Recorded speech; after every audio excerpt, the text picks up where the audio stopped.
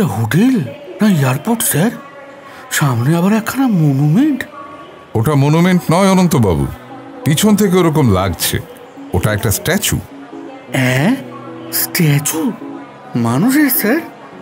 না তো কি ভূতের? আপনি এত ভাট বকেন।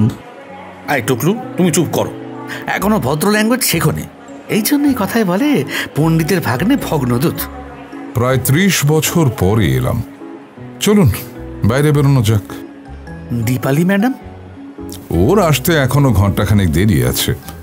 সোমলতা? হ্যাঁ আঙ্কেল, চলো। কি দারুণ শহর।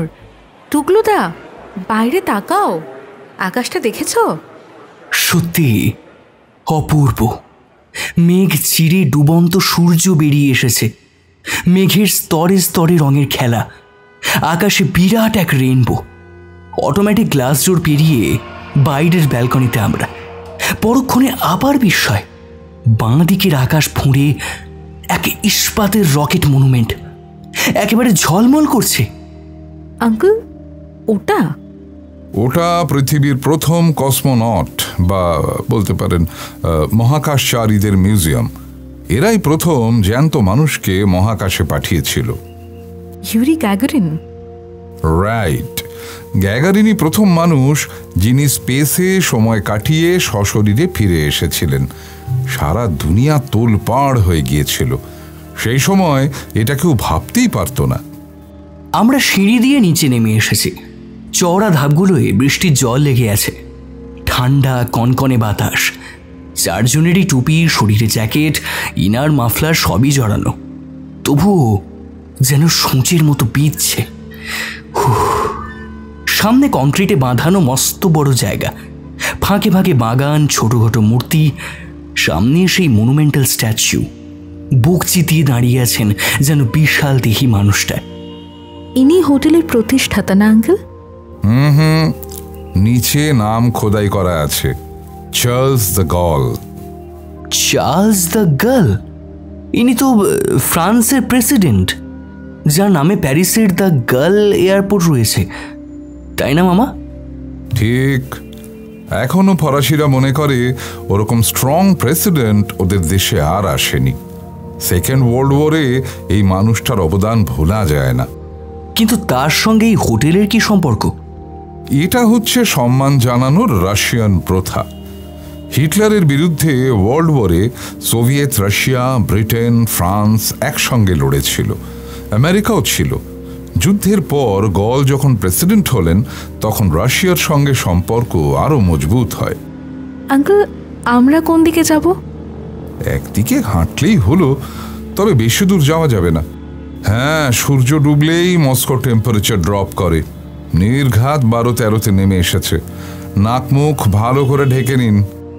আমরা হাঁটছি প্রসপেক্ট মিরার ফুটপাথ ধরে। মিরা মানে এখানে রাজপথ। দ্রুত সন্ধে নেমে আসছে। প্রায় 900 বছরের প্রাচীন মস্কো আলোর মালায় ঝলমল করে উঠছে। সারা শরীর আমাদের রোমাঞ্চিত। এই সেই রাশিয়া, এই সেই মস্কো। দাদুর মুখে এই দেশটার কত যে গল্প ছোটবেলায় শুনেছি, তার যেন ইয়ত্তা নেই।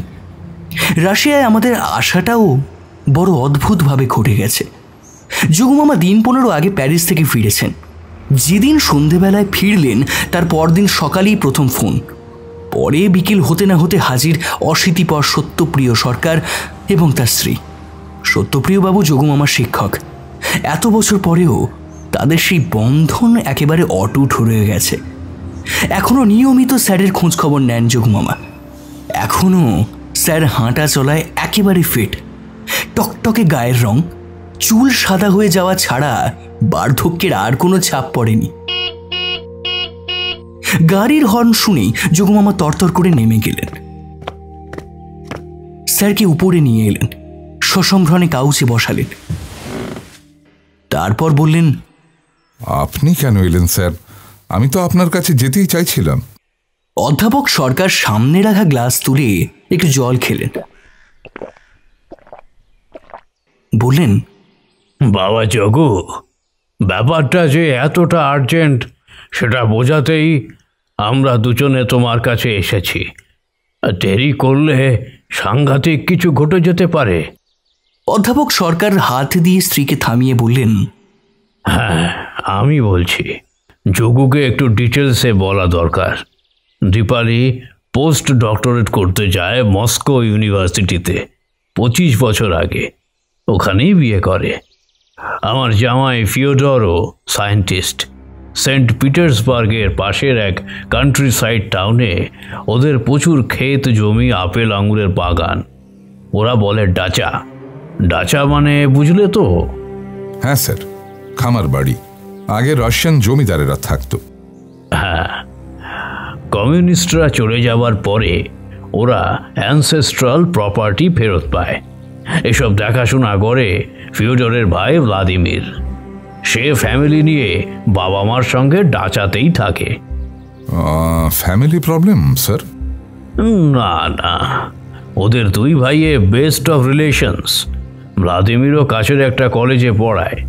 জামাই উইকেন্ডে দেশের বাড়ি যায়, কখনো দীপালিও সঙ্গে যায়, নয়তো সে মেয়েকে নিয়ে মস্কোর অ্যাপার্টমেন্টে থাকে।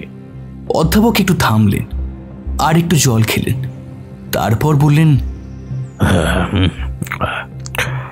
তো মাসখানেক আগে অদ্ভুত এক ঘটনা ঘটে। ফিওডরের বাবার অতি আদরের এক কুকুর ছিল, রাশিয়ান শেফার্ড। সে ওদের বাড়ি পাহারা দিত। কুকুরটা একদিন সকালে হঠাৎ হিংস্র হয়ে ওঠে, মনিবকে কামড়ে খুবলে রক্তাক্ত করে দেয়। সে কি? হ্যাঁ, ওরা কোনো ক্রমে বাবাকে রেস্কিউ করে হাসপাতালে নিয়ে যায়। কুকুরকে চেনে বেঁধে রাখা হয়, কিন্তু কুকুরটা বাঁচল না। আর ভদ্রলোক বাড়ি ফিরে আসেন ঠিকই, কিন্তু মেন্টাল ব্যালেন্স নষ্ট হয়ে যায়, বদ্ধ উন্মাদ হয়ে যান। এমন অবস্থা যে তাকে শিকলে বেঁধে রাখতে হয়েছে। সারাক্ষণ চেঁচাচ্ছে, ফিওডর ফিওডর। ফিওডর মানে আপনার জামাই? হ্যাঁ, সে নাকি ওনার কাছে মাঝে মাঝে আসছে, থ্রেট করছে, অথচ জামাই থাকে মস্কোতে। তাহলে তো স্যার ওনাকে এখনই সাইকিয়াট্রিস্ট দেখানো দরকার। দেখিয়েছে, লাভ হয়নি। দীপালি আমায় একটাই কথা বলছে, তুমি যোগুদাকে যে করেই হোক পুচিয়ে সুচিয়ে একবার পাঠাও। এর মধ্যে নিশ্চয়ই কোনো রহস্য আছে। সামনাসামনি ওনাকে সব বলবো, ওনাকে স্পটে নিয়ে যাব। আচ্ছা, কিন্তু এনি প্রবলেম? হ্যাঁ স্যার, আসলে কোথাও আমার একা যাওয়া হয়ে ওঠে না। কোনো ইনভেস্টিগেশনে গেলে 3-4 জনে যাই, কিন্তু স্যার রাশিয়া, বিদেশ, তার ফ্লাইট ফেয়ার, অ্যাকোমোডেশন। কোনো ব্যাপার নয় যোগু। দীপালির শ্বশুরবাড়ি filthy rich, they will bear all expenses. তুমি একবার যাও প্লিজ, যাও। দীপালিরা বড় কিছু একটা ঘটবে ভেবে বড্ড ভয় পাচ্ছে।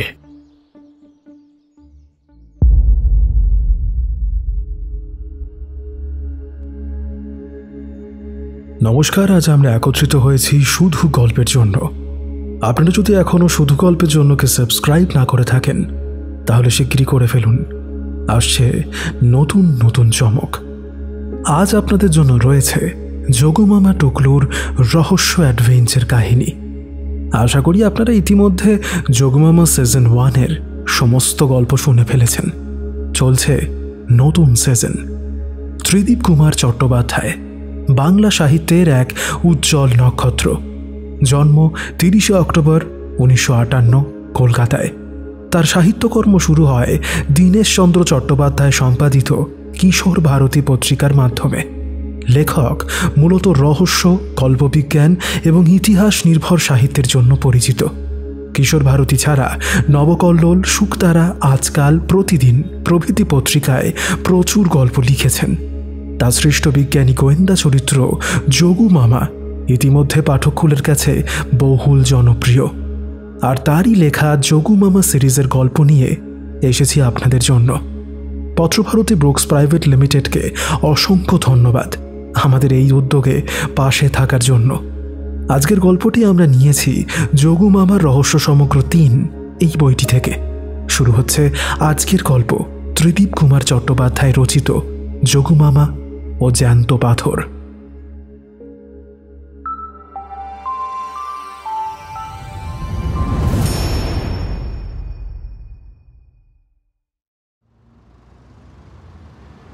টুকলুদা, এদিকে এদিকে দেখো। সোমলতার কথায় ঘুরে তাকিয়েছে। রাস্তার ঠিক মাঝখানে এক অসম্ভব সুন্দর ভাস্কর্য, নারী পুরুষ যুগল মূর্তির বিশাল উঁচু স্ট্যাচু, পাশাপাশি দৃপ্ত ভঙ্গিতে দাঁড়িয়ে নারীর ডান হাতে কাস্তে, পুরুষের বাঁ হাতে হাতুড়ি, নিচের বেদি থেকে আলোর ফোকাস, অন্ধকার আকাশে সোনার মতো ঝলসাচ্ছে।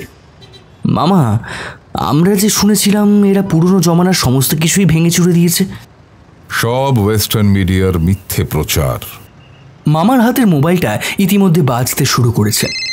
মামা ধরে বললেন, হ্যালো, হ্যাঁ বলো দীপালি। হ্যাঁ হ্যাঁ, উই আর ফাইন। এই হোটেলের বাইরে, আশেপাশে পায়ে হেঁটে। আচ্ছা আচ্ছা আচ্ছা। ফোনটা রেখেই অ্যাবাউট টার্ন করলেন, বললেন, চলো ব্যাক টু হোটেল। দীপালি এসে যাচ্ছে, লাউঞ্জে থাকতে বলল। তুমি কি আগে দীপালি ম্যাডামকে দেখেছো? ফিজিক্যালি দেখেছি বছর 20 আগে, তবে ভার্চুয়ালি এই পরশু ভিডিও কল করলো। এখন দেখাশোনা ব্যাপারটা এমন সহজ হয়ে গেছে।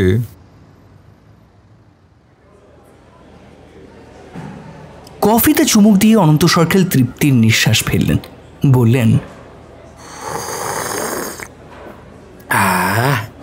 প্রাণে ধর এলো। আর একটু হলেই বরফ হয়ে যেতাম স্যার। আমরা চারজন এখন কসমস হোটেলের কফি শপে। হোটেল বটে একখানা, অনন্তবাবু কিচ্ছু ভুল বলেননি। গ্রাউন্ড আর এই মেজেনাইন ফ্লোর জুড়ে অজস্র রেস্তোরাঁ, dress material shop, book shop, curio gift shop. আর লোক যে কত রকম আর কত দেশের তা বোঝা মুশকিল। সোমলতা কফির মাগ হাতে পাশের কিউরিও শপে ঢুকেছে। ওখান থেকেই ডাকলো, আঙ্কেল, এই দেখো পুতুলগুলো কি কিউট না? ওদের স্পেশালিটি কি জানো? একটার পেট খুললে ভেতরে আর একটা ছোট, তার ভেতরে আরও ছোট, এরকম হতে হতে শেষেরটা এই এতটুকু। সবগুলো একই রকম নিখুঁত। এ রাশিয়ান ডল বোধহয় একমাত্র এখানেই তৈরি হয়। শেষবার কয়েকটা নিয়ে গিয়েছিলাম। হ্যাঁ স্যার, আমাকেও এক রিলেটিভ এনে দিয়েছিলেন। নামটা নামটা অনন্তবাবু খ্যাঁচম্যাচ করে দাড়ি গোঁফ চুলকোতে লাগলেন, তারপর চেঁচিয়ে উঠলেন, পেয়েছি, মনে পড়ে গেছে স্যার। মাতাহারি মাতাহারি। মাতাহারি? ধুত, সে তো মশাই ফেমাস লেডি স্পাই। এই পুতুলগুলোর নাম মাত্রোস্কা, বাবুস্কাও বলে। বলতে বলতে মোবাইলে সময় দেখলেন। দীপালির আবার কি হলো? প্রায় 20 মিনিট হয়ে গেল। হঠাৎ অনন্ত সরখিল কোনোই দিয়ে আমায় ঠেলা মারলেন। ফিস ফিস করে বললেন, ওই যে দেখেছো? কি বলুন তো, কি দেখব? পাশের টেবিলের ওই দুজন এতক্ষণ কফি খাচ্ছিল, ওই যে সিঁড়ি দিয়ে নামছে। ওদের দেখে কি মনে হচ্ছে রাশিয়ান? কি আবার মনে হবে? রাশিয়ান কিনা জানি না, তবে সাদা চামড়া তো বটেই। বাচ্চা, এই জন্যই বলি চোখ কান খোলা রাখো। নির্ঘাত ইন্ডিয়ান। ইন্ডিয়ান? যা। হ্যাঁ, দুজনে হিন্দিতে কথা বলছিল। কি বললেন? ওরা হিন্দিতে কথা বলছিল? ওরা বিল কাউন্টারের সামনে দাঁড়িয়েছে, টকটকে গায়ের রং, শার্প চেহারা। ধুস, অ্যাবসার্ড। শোনো হে ছোকরা, আমি হিন্দিটা বুঝি। ওদের একজন কি বলছিল জানো? বলছিল আব শুল করনা হোগা। একজন পাশ থেকে কার্ড বের করে পেমেন্ট করছে, সঙ্গে ছোট ট্রলি লাগেজ। গোলমেলে কেস, কথাবার্তা সুবিধে ঠেকলো না। ঘোড়েল মাল একখানা। মেইন ডোর এক্সিট দিয়ে দুজন নেমে গেল। 1 মিনিটও হয়নি, হন্তদন্ত হয়ে যে মোটাসোটা মহিলা হোটেলে ঢুকে এলেন, তাকে ভার্চুয়ালি আগেই দেখেছি। দীপালি সরকার, তার পাশে একজন মাঝবয়সী পুরুষ। মামার পিছন পিছন আমরাও সিঁড়ি দিয়ে নামছি। দীপালি, এই যে এইদিকে। যোগুদা? দীপালি আমাদের দিকে এগিয়ে এলেন, কিন্তু তার চোখে মুখে বিভ্রান্ত দৃষ্টি। অন্য কাউকে খুঁজছেন। Any problem Dipali? তুমি কি কাউকে খুঁজছো? হ্যাঁ যোগুদা, এত ভুল আমার হবে না। আমরা যখন ক্যাব ছেড়ে হোটেলে ঢুকছি, কাচের ফাঁক দিয়ে আমি ওকে স্পষ্ট দেখলাম। কি বাসু, বলো, তুমিও দেখেছো তো? দীপালির সঙ্গে লোকটি বোধহয় বাঙালি। হ্যাঁ দিদি। কাকে দেখেছো? ফিওডর, মানে আমার হাজব্যান্ডকে। কোথায় গেল বলুন তো? ফোন করো, হয়তো তাড়া ছিল তাই বেরিয়ে গেছে। না না যোগুদা, ওর তো এখানে থাকারই কথা নয়। আজ সকালেই সে সেন্ট পিটারবার্গসের দিকে রওনা হয়ে গেছে। ভ্লাদিমির কাল রাতে ফোন করেছিল। ফাদার ইন লয়ের কন্ডিশন ডিটোরিয়েট করেছে। Cool down Dipali, cool down. তোমার চোখের ভুল হতে পারে। আমরা ছজনে একতলার একটা জয়েন্টে বসেছি। বাঙালি ভদ্রলোকের নাম বাসু সখা। রাশিয়াতে এসে সাহা এখন সখা হয়ে গেছে। বাসু এখানে ট্যুরিজম সায়েন্স নিয়ে পড়ান, ট্যুর অর্গানাইজ করেন, দোভাষীর কাজ করেন। দীপালির ঘনিষ্ঠ সহচর। যোগুমামা পেপসিতে চুমুক দিয়ে বললেন, বলো দীপালি, স্যার একটা আভাস দিয়েছেন? না না যোগুদা, বাবাকে আমি পুরো সত্যিটা বলিনি।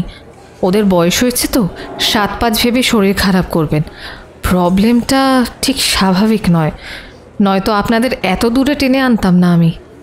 আচ্ছা, তার মানে তোমার শ্বশুরকে পোষা কুকুর কামড়ে দেয়নি?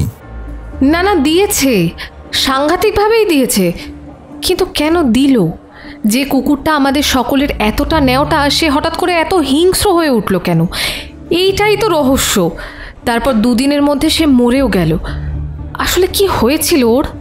এমা মারা যাওয়ার পরে দেখা গেল ওর ফ্যারিংস মানে গলায় আটকে ছিল একটা ছোট পাথর। পাথর? হ্যাঁ যোগুদা, পিকিউলিয়ার পাথর। পাথর কিন্তু ইনঅ্যানিমেট নয়। কি? পাথরটা জড় পদার্থ নয়? দীপালি পানীয় গলায় ঢাললেন, তারপর রুমালে মুখ মুছে বললেন, না দাদা, যা যা ঘটেছিল আমি সংক্ষেপে বলছি। আমরা সবাই তখন সিসিলবার্গে, আমাদের গ্রামের বাড়িতে। শ্বশুরের কন্ডিশন ভীষণ ক্রিটিক্যাল। ওনার 2 ছেলে পালা করে থাকছে হাসপাতালে। আর এদিকে এমা মানে আমাদের পোষা কুকুরটা একটা ঘরে চেন দিয়ে বেঁধে রাখা হয়েছে। তার মধ্যে সে ননস্টপ চিৎকার করে চলেছে, দাপাদাপি করে যাচ্ছে। মনিপকে ওইভাবে ক্ষতবিক্ষত করার পরেও সে খাওয়ার তো দূরের কথা, জল অবধি স্পর্শ করেনি। যা স্বাভাবিক তাই হলো। 2 দিনের মধ্যে এমার ছটফটানি শেষ। কেউ ওর জন্য 1 ফোঁটা চোখের জলও ফেলিনি, বরঞ্চ স্বস্তির নিঃশ্বাস ফেলেছি। ঘরের মধ্যে এমার লাশ পড়েছিল। বাগানে গুড় দেওয়া হবে, গর্ত খোঁড়া হয়ে গেছে। নাদিয়া মানে ভ্লাদিমির বউ আর আমি দুজনে ওকে একটা সাদা কাপড়ে মুড়ে তুলছি। এমার মুখের দিকটা আমার হাতে, ওর গলার কাছটায় হাত পড়তেই আমি চমকে উঠলাম। হে কি, গরম ঠেকছে কেন? ওর দেহটা বরফের মতো ঠান্ডা। শুধু তাই নয়, ওর গলার ওই অংশটুকু থিরথির করে কাঁপছে। তারপর চমকে উঠে লাশটাকে আমি তাড়াতাড়ি মেঝেতে নামিয়ে রাখলাম। তারপর উবু হয়ে বসে ফের ওর গলার নিচে হাত দিলাম। জীবন্ত প্রাণী স্পন্দন। ফিওডর তখন বাড়িতে নেই। কয়েকটা বাড়ি পরেই একটা ভেটেরিনারি ডক্টরের ডাচা, তাকে ডেকে আনা হলো। তিনিও তাজ্জব জানো। ভেটের ব্যাগে কিছু স্ক্যালপেল ইত্যাদি ছিল। 2-3 মিনিট হবে ভেট লাশের ফ্যারিংসের ভেতর থেকে বের করে আনলেন ছোট্ট একটি নুড়ি পাথর। বুঝেছি, ওটার জন্যই কুকুরটা মারা গেছে। না যোগুদা, ভেট বললেন পাথরটা এমন অদ্ভুতভাবে সেট ইন করেছিল ফ্যারিংসের খাজে, তার শ্বাস প্রশ্বাস বা খাওয়া দাওয়ার কোনটাই অসুবিধা হওয়ার কথা নয়। কিন্তু দাদা, ওটা কি আদৌ পাথর? কারণ আমি নিজে ওটাকে হাতে নিয়েছিলাম। জীবন্ত প্রাণীর মতো উষ্ণ, কাঁপছিল পাথরটা। পাথরটা কোথায়? মুহূর্তে দীপালির মুখ কালো হয়ে গেল। আস্তে আস্তে বলল, কি বলি যোগুদা, আমি হাতে নিয়ে ওটাকে দেখছি, আচমকা ভ্লাদিমির ছো মেরে আমার হাত থেকে সেটা তুলে নিল। আমি কিছু বলার আগেই দৌড়ে ঘর থেকে বেরিয়ে চলে গেল। মানে পাথরটা কি এখনো ওর কাছে? না, আমি ওর পিছু ধাওয়া করেছিলাম। দেখলাম ও ছুটতে ছুটতে আমাদের পুকুরের সামনে গিয়ে দাঁড়িয়েছে। কিছু বলার আগেই ছুঁড়ে দিয়েছে জলে। সে কি, ফেলে দিল? হ্যাঁ যোগুদা, বললো এসব অপয়া পাথর, এসব পাথর রাখে বলেই বাবার নাকি আজ এই দশা। পাথর? তোমার শ্বশুরমশাই পাথর রাখেন? হ্যাঁ, আমাদের খামার বাড়ির একটা ঘরে জেমস অ্যান্ড স্টোনসের কালেকশন আছে।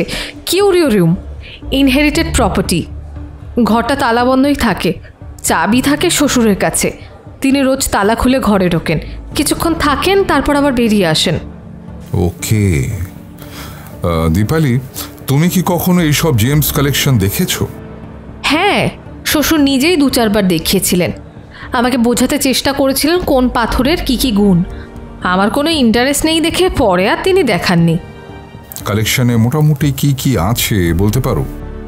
আমার পক্ষে না যোগুদা বলা খুব মুশকিল, ফিওডর জানে। এই ধরুন এমারেল, ডায়মন্ড। দীপালির কথা শেষ হলো না, ওর ফোন বাজতে শুরু করেছে। ওর ভ্রু একেবারে কুঁচকে গেছে। হ্যালো, দাস তো? ও মাই বা! ওর মুখ কাগজের মতো সাদা। ফোন ছেড়ে অস্ফুটে বলল, ফিওডরের ফোন। শ্বশুর একটু আগেই এক্সপায়ার করেছেন। ওহো, ভেরি স্যাড। দীপালি কিছু বলল না, চুপ করে রইল কয়েক মিনিট। তারপর বড় একটা শ্বাস ফেলে বলল, যোগুদা, আমি মিডনাইট এক্সপ্রেসে বেরিয়ে যাচ্ছি। বাসু আপনাদের কাল সকালে এসে নিয়ে যাবে। ও সব চেনে। কি বাসু? বাসু সখা ঘাড় নাড়লেন। দীপালি, তুমি কি আরেকটু থাকতে পারবে? জাস্ট সামান্য কয়েকটা কোয়ারি ছিল। কুকুরের গলা থেকে যে পাথরটা বের হলো, তুমি সেটাকে হাতে নিয়েছিলে। ঠিক কেমন দেখতে বলো তো? ওটাকে কি তোমার পাথর বলেই মনে হয়েছিল নাকি অন্য কিছু? কালচে সবুজ রং, অনেক দিন পালিশ না হলে স্টোন যেমন দেখতে লাগে ঠিক তেমন।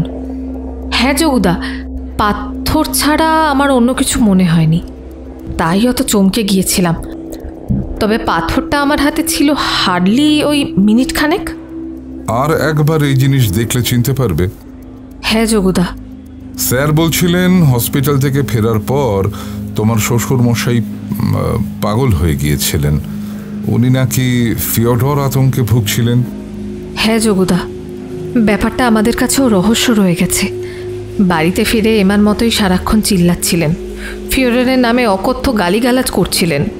ও নাকি ওনাকে ভয় দেখাচ্ছে, গুপ্তধনের ঘরের চাবি চাইছে। অথচ দুই ছেলের মধ্যে বড় ছেলেই ছিল ওনার বেশি ক্লোজ। আরেকটা ব্যাপার হলো। কি হলো? না না, সেটা ফিওডর আপনাকে ডিরেক্টলি বলবে। এইসব ঘটনা ঘটার কিছুকাল আগে বাপ বেটা দুজনে ওই ঘর থেকে কী সব বিশেষ মেটেরিয়াল উদ্ধার করে, উর্দুতে লেখা।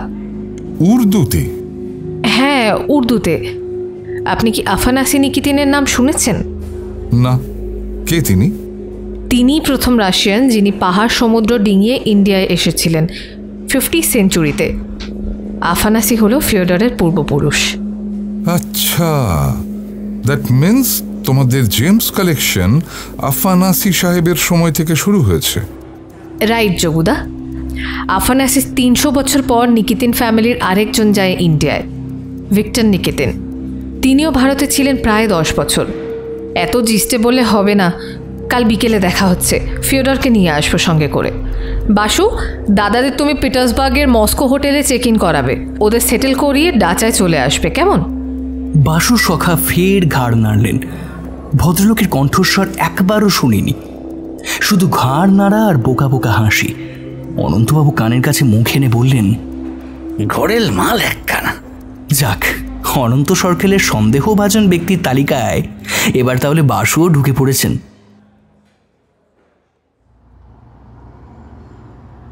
টুকলু, শুনছিস?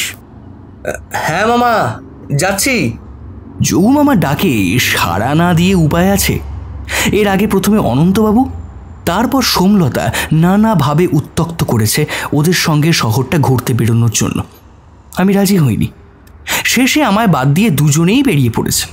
তার অবশ্য দুটো মাত্র কারণ। কোনাকুনি এই সুইট থেকে সেন্ট পিটার্সবার্গের যে কোনো প্যানোরামিক ভিউ দেখা যায়, এবং সেটা নিঃসন্দেহে এক কথায় অপূর্ব। নীল নিভা নদী, ভেসে চলেছে বড় ছোট জাহাজ, তারপর ব্রিজে গাড়ি, সবুজ প্রান্তর, নদীর সরু সরু শাখা প্রশাখা, ছোট ছোট লঞ্চ, অপূর্ব সব সোনা রঙের স্থাপত্য। এক কথায় চোখ জুড়িয়ে যায়। দ্বিতীয় কারণটি অবশ্য মনের মধ্যে অবিরাম একটা কাঁটা ফুঁকছে। রহস্যটা কি শুধু ওই পাথর? আমাদেরকে ওরা নিয়ে এলো কি শুধু এই জন্যে? ভাবনাটা অদ্ভুতভাবে মিলে গেল যোগু মামার সঙ্গে। সামনে আইপ্যাড খোলা, থুতনিতে হাত দিয়ে বসে আছেন। বললেন, কেন আমাদের ডেকে আনলো বলতো? বাবাকে বাঁচাতে? সে তো মরে গেল। কুকুরটার গলায় পাথরটা না হয় মিস্টেরিয়াস, কিন্তু এখন আর এসব ঘাঁটাঘাঁটি করে লাভ কি? তাহলে কি অন্য কোনো গোলমাল আছে? নিশ্চয়ই আছে মামা। আমার ধারণা ফিউচারের লাইফে কিছু থ্রেট আছে। কিন্তু তাহলে ওর বাবা কেন বলছিল যে ফিওডর তাকে থ্রেট করেছে? আমি একটা কথা বলবো মামা, আমার মনে হচ্ছে দীপালি ম্যাডাম হয়তো সবটা জানেন না। এখানে হয়তো গুপ্তধনের কোনো কাহিনী আছে। গুপ্তধন? তোর এ কথা মনে হচ্ছে কেন? ভিক্টর নিকেতেন ভারত থেকে নিয়ে এসেছিল, তার নাম কিন্তু কোথাও পাইনি, অথচ আফানাসির নাম উইকিপিডিয়াতে আছে। বম্বের কিছু দূরে রেওদন্দ বন্দরে সে প্রথম পা রেখেছিল। দরাম করে দরজা খুলে গেল, হুড়মুড়িয়ে ঢুকে এলো সোমলতা আর অনন্ত সরকেল। কি ব্যাপার? ঢুকেই সোমলতা দরজা লক করে দিয়েছে। তার চোখে মুখে কেমন যেন আতঙ্ক। কি হচ্ছে? এরকম করছো কেন? ওরা ওরা ওরা তাড়া করে আসছে। কারা? চারটে রাশিয়ান। আমি আমি অনন্তবাবুকে মানা করলাম, উনি শুনলেন না। বললেন এদেরই দুজনকে নাকি কাল মস্কোর দেখেছেন। তারা হিন্দিতে কথা বলে। আমরা মেট্রো স্টেশন আলেকজান্দ্রায় গিয়ে ইনফরমেশন নিচ্ছিলাম, ক্রুজ কোত্থেকে ছাড়ে, কোন স্টেশনে যেতে হবে। হঠাৎ তাদের দেখতে পেয়ে অনন্তবাবু হুট করে ওদের পিছু নিলেন। পিছু নিলেন কোনো কারণ ছাড়াই? আপনার মাথাটা কি পুরোপুরি গেছে অনন্তবাবু? অনন্তবাবু একেবারে কুঁকড়ে গেছেন। কি বলবো বলো তো টুকলুদা, লোক চারটে স্টেশন থেকে বেরিয়ে হাঁটছে, উনিও ফলো করছেন, আমি তার পিছনে। হঠাৎ ওদের একজন দুম করে থেমে গেল, ঘুরে দাঁড়িয়ে আমাদের দিকেই তেড়ে হলো। ভাঙা ইংরেজিতে একটা গালি দিয়ে বলল, এই বুড়ো, আমাদের পিছনে লেগেছিস কেন? তারপর অনন্তবাবু বললেন, তোমরা তো হিন্দুস্তানি, তাই একটু কথা বলতে ইচ্ছা করলো। লোকটা আরও রেগে গেল, অনেকটা গালি দিয়ে বলল, কি বললি, আমরা হিন্দু? দাঁড়া বলে চেঁচিয়ে বাকিদের ডাকলো। আমরা ততক্ষণে দৌড় দিয়েছি। ভাগ্যিস হোটেলের একটা লিফট নিচে ছিল।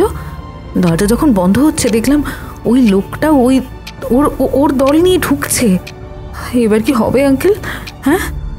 যোগু মামা অনন্তবাবুকে কটমট করে দেখতে দেখতে বললেন, মনে হয় কিছু হবে না।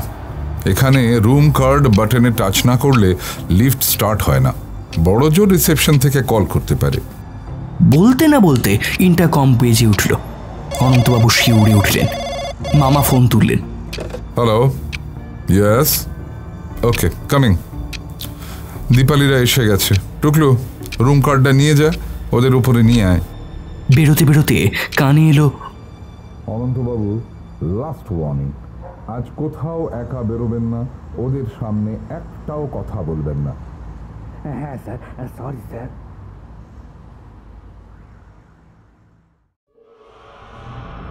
বিরাট দক্ষযজ্ঞ চলছে।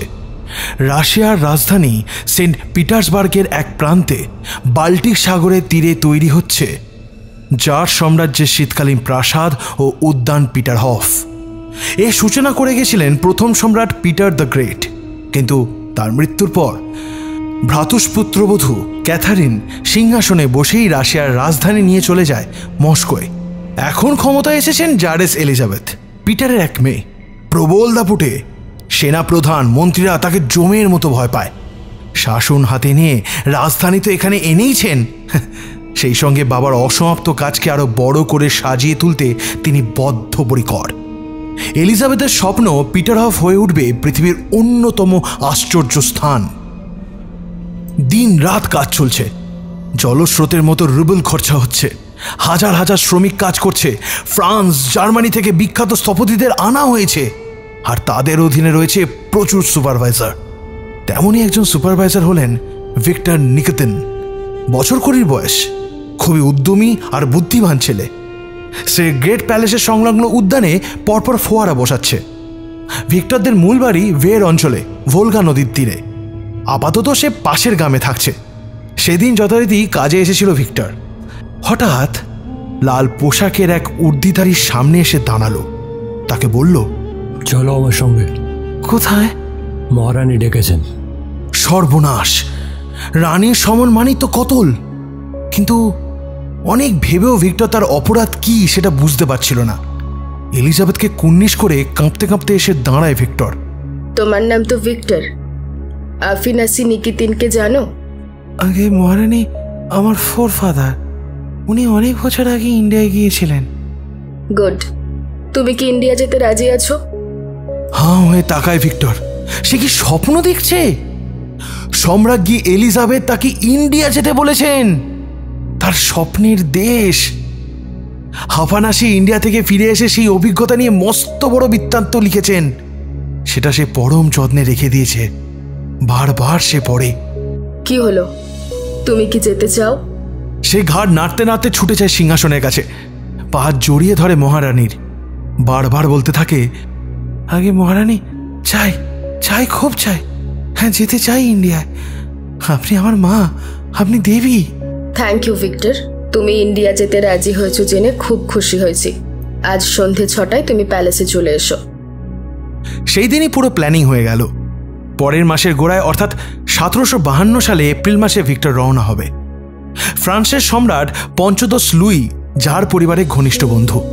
আর ভারতের পন্ডিচেরিতে ফার্সিরা আগে থেকেই কলোনি গড়ে তুলেছে। নিয়মিত প্যারিস থেকে জাহাজ ছাড়ে, আর সেই জাহাজেই উঠে পড়বে ভিক্টর। কিন্তু তাকে কেন পাঠাচ্ছেন এলিজাবেথ? ভারতে কার সঙ্গে সে দেখা করবে সম্রাজ্ঞীর চিঠি আর উপঢৌকন নিয়ে? সে দেখা করবে চতুর্থ নিজাম মীর মোহাম্মদ খান ওরফে সালাবাদ জংয়ের সাথে। পন্ডিচেরি থেকে হায়দ্রাবাদ বেশি দূরে নয়। এলিজাবেথ বিশ্বস্ত সূত্রে জেনেছেন নিজামের কাছে অদ্ভুত সব রত্ন বা জেমস আছে, যার অলৌকিক ক্ষমতা। সেই রত্ন ধারণ করলে রোগ সেরে যায়, যৌবন ফিরে পাওয়া যায়, এমনকি শত্রুরাও কাছে ঘেঁষতে পারে না। তাই তিনি ভিক্টরের হাত দিয়ে বিরাট এক রত্ন পেটিকা পাঠিয়েছেন, যার মধ্যে রয়েছে পৃথিবীর সব থেকে 2টো বড় এমারেল্ড। আরও রয়েছে তার সাথে রুবি, কোরাল, এমনকি ডায়মন্ডও। এর পরিবর্তে নিজামের সংগ্রহ থেকে কিছু বিশেষ ক্ষমতা সম্পন্ন পাথর তিনি পেতে চান।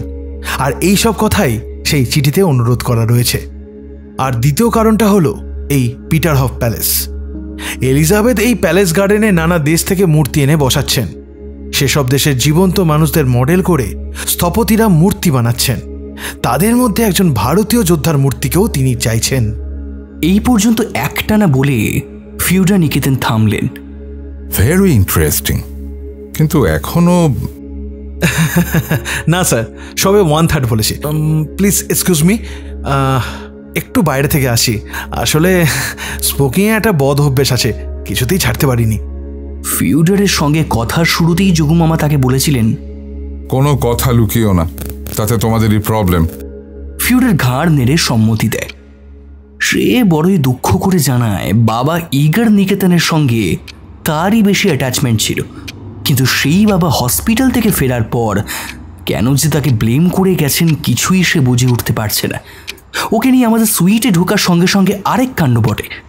ফিউডারকে দেখা মাত্র অনন্ত সরকার তড়াক করে লাফিয়ে উঠে বাথরুমে ঢুকে গেলেন।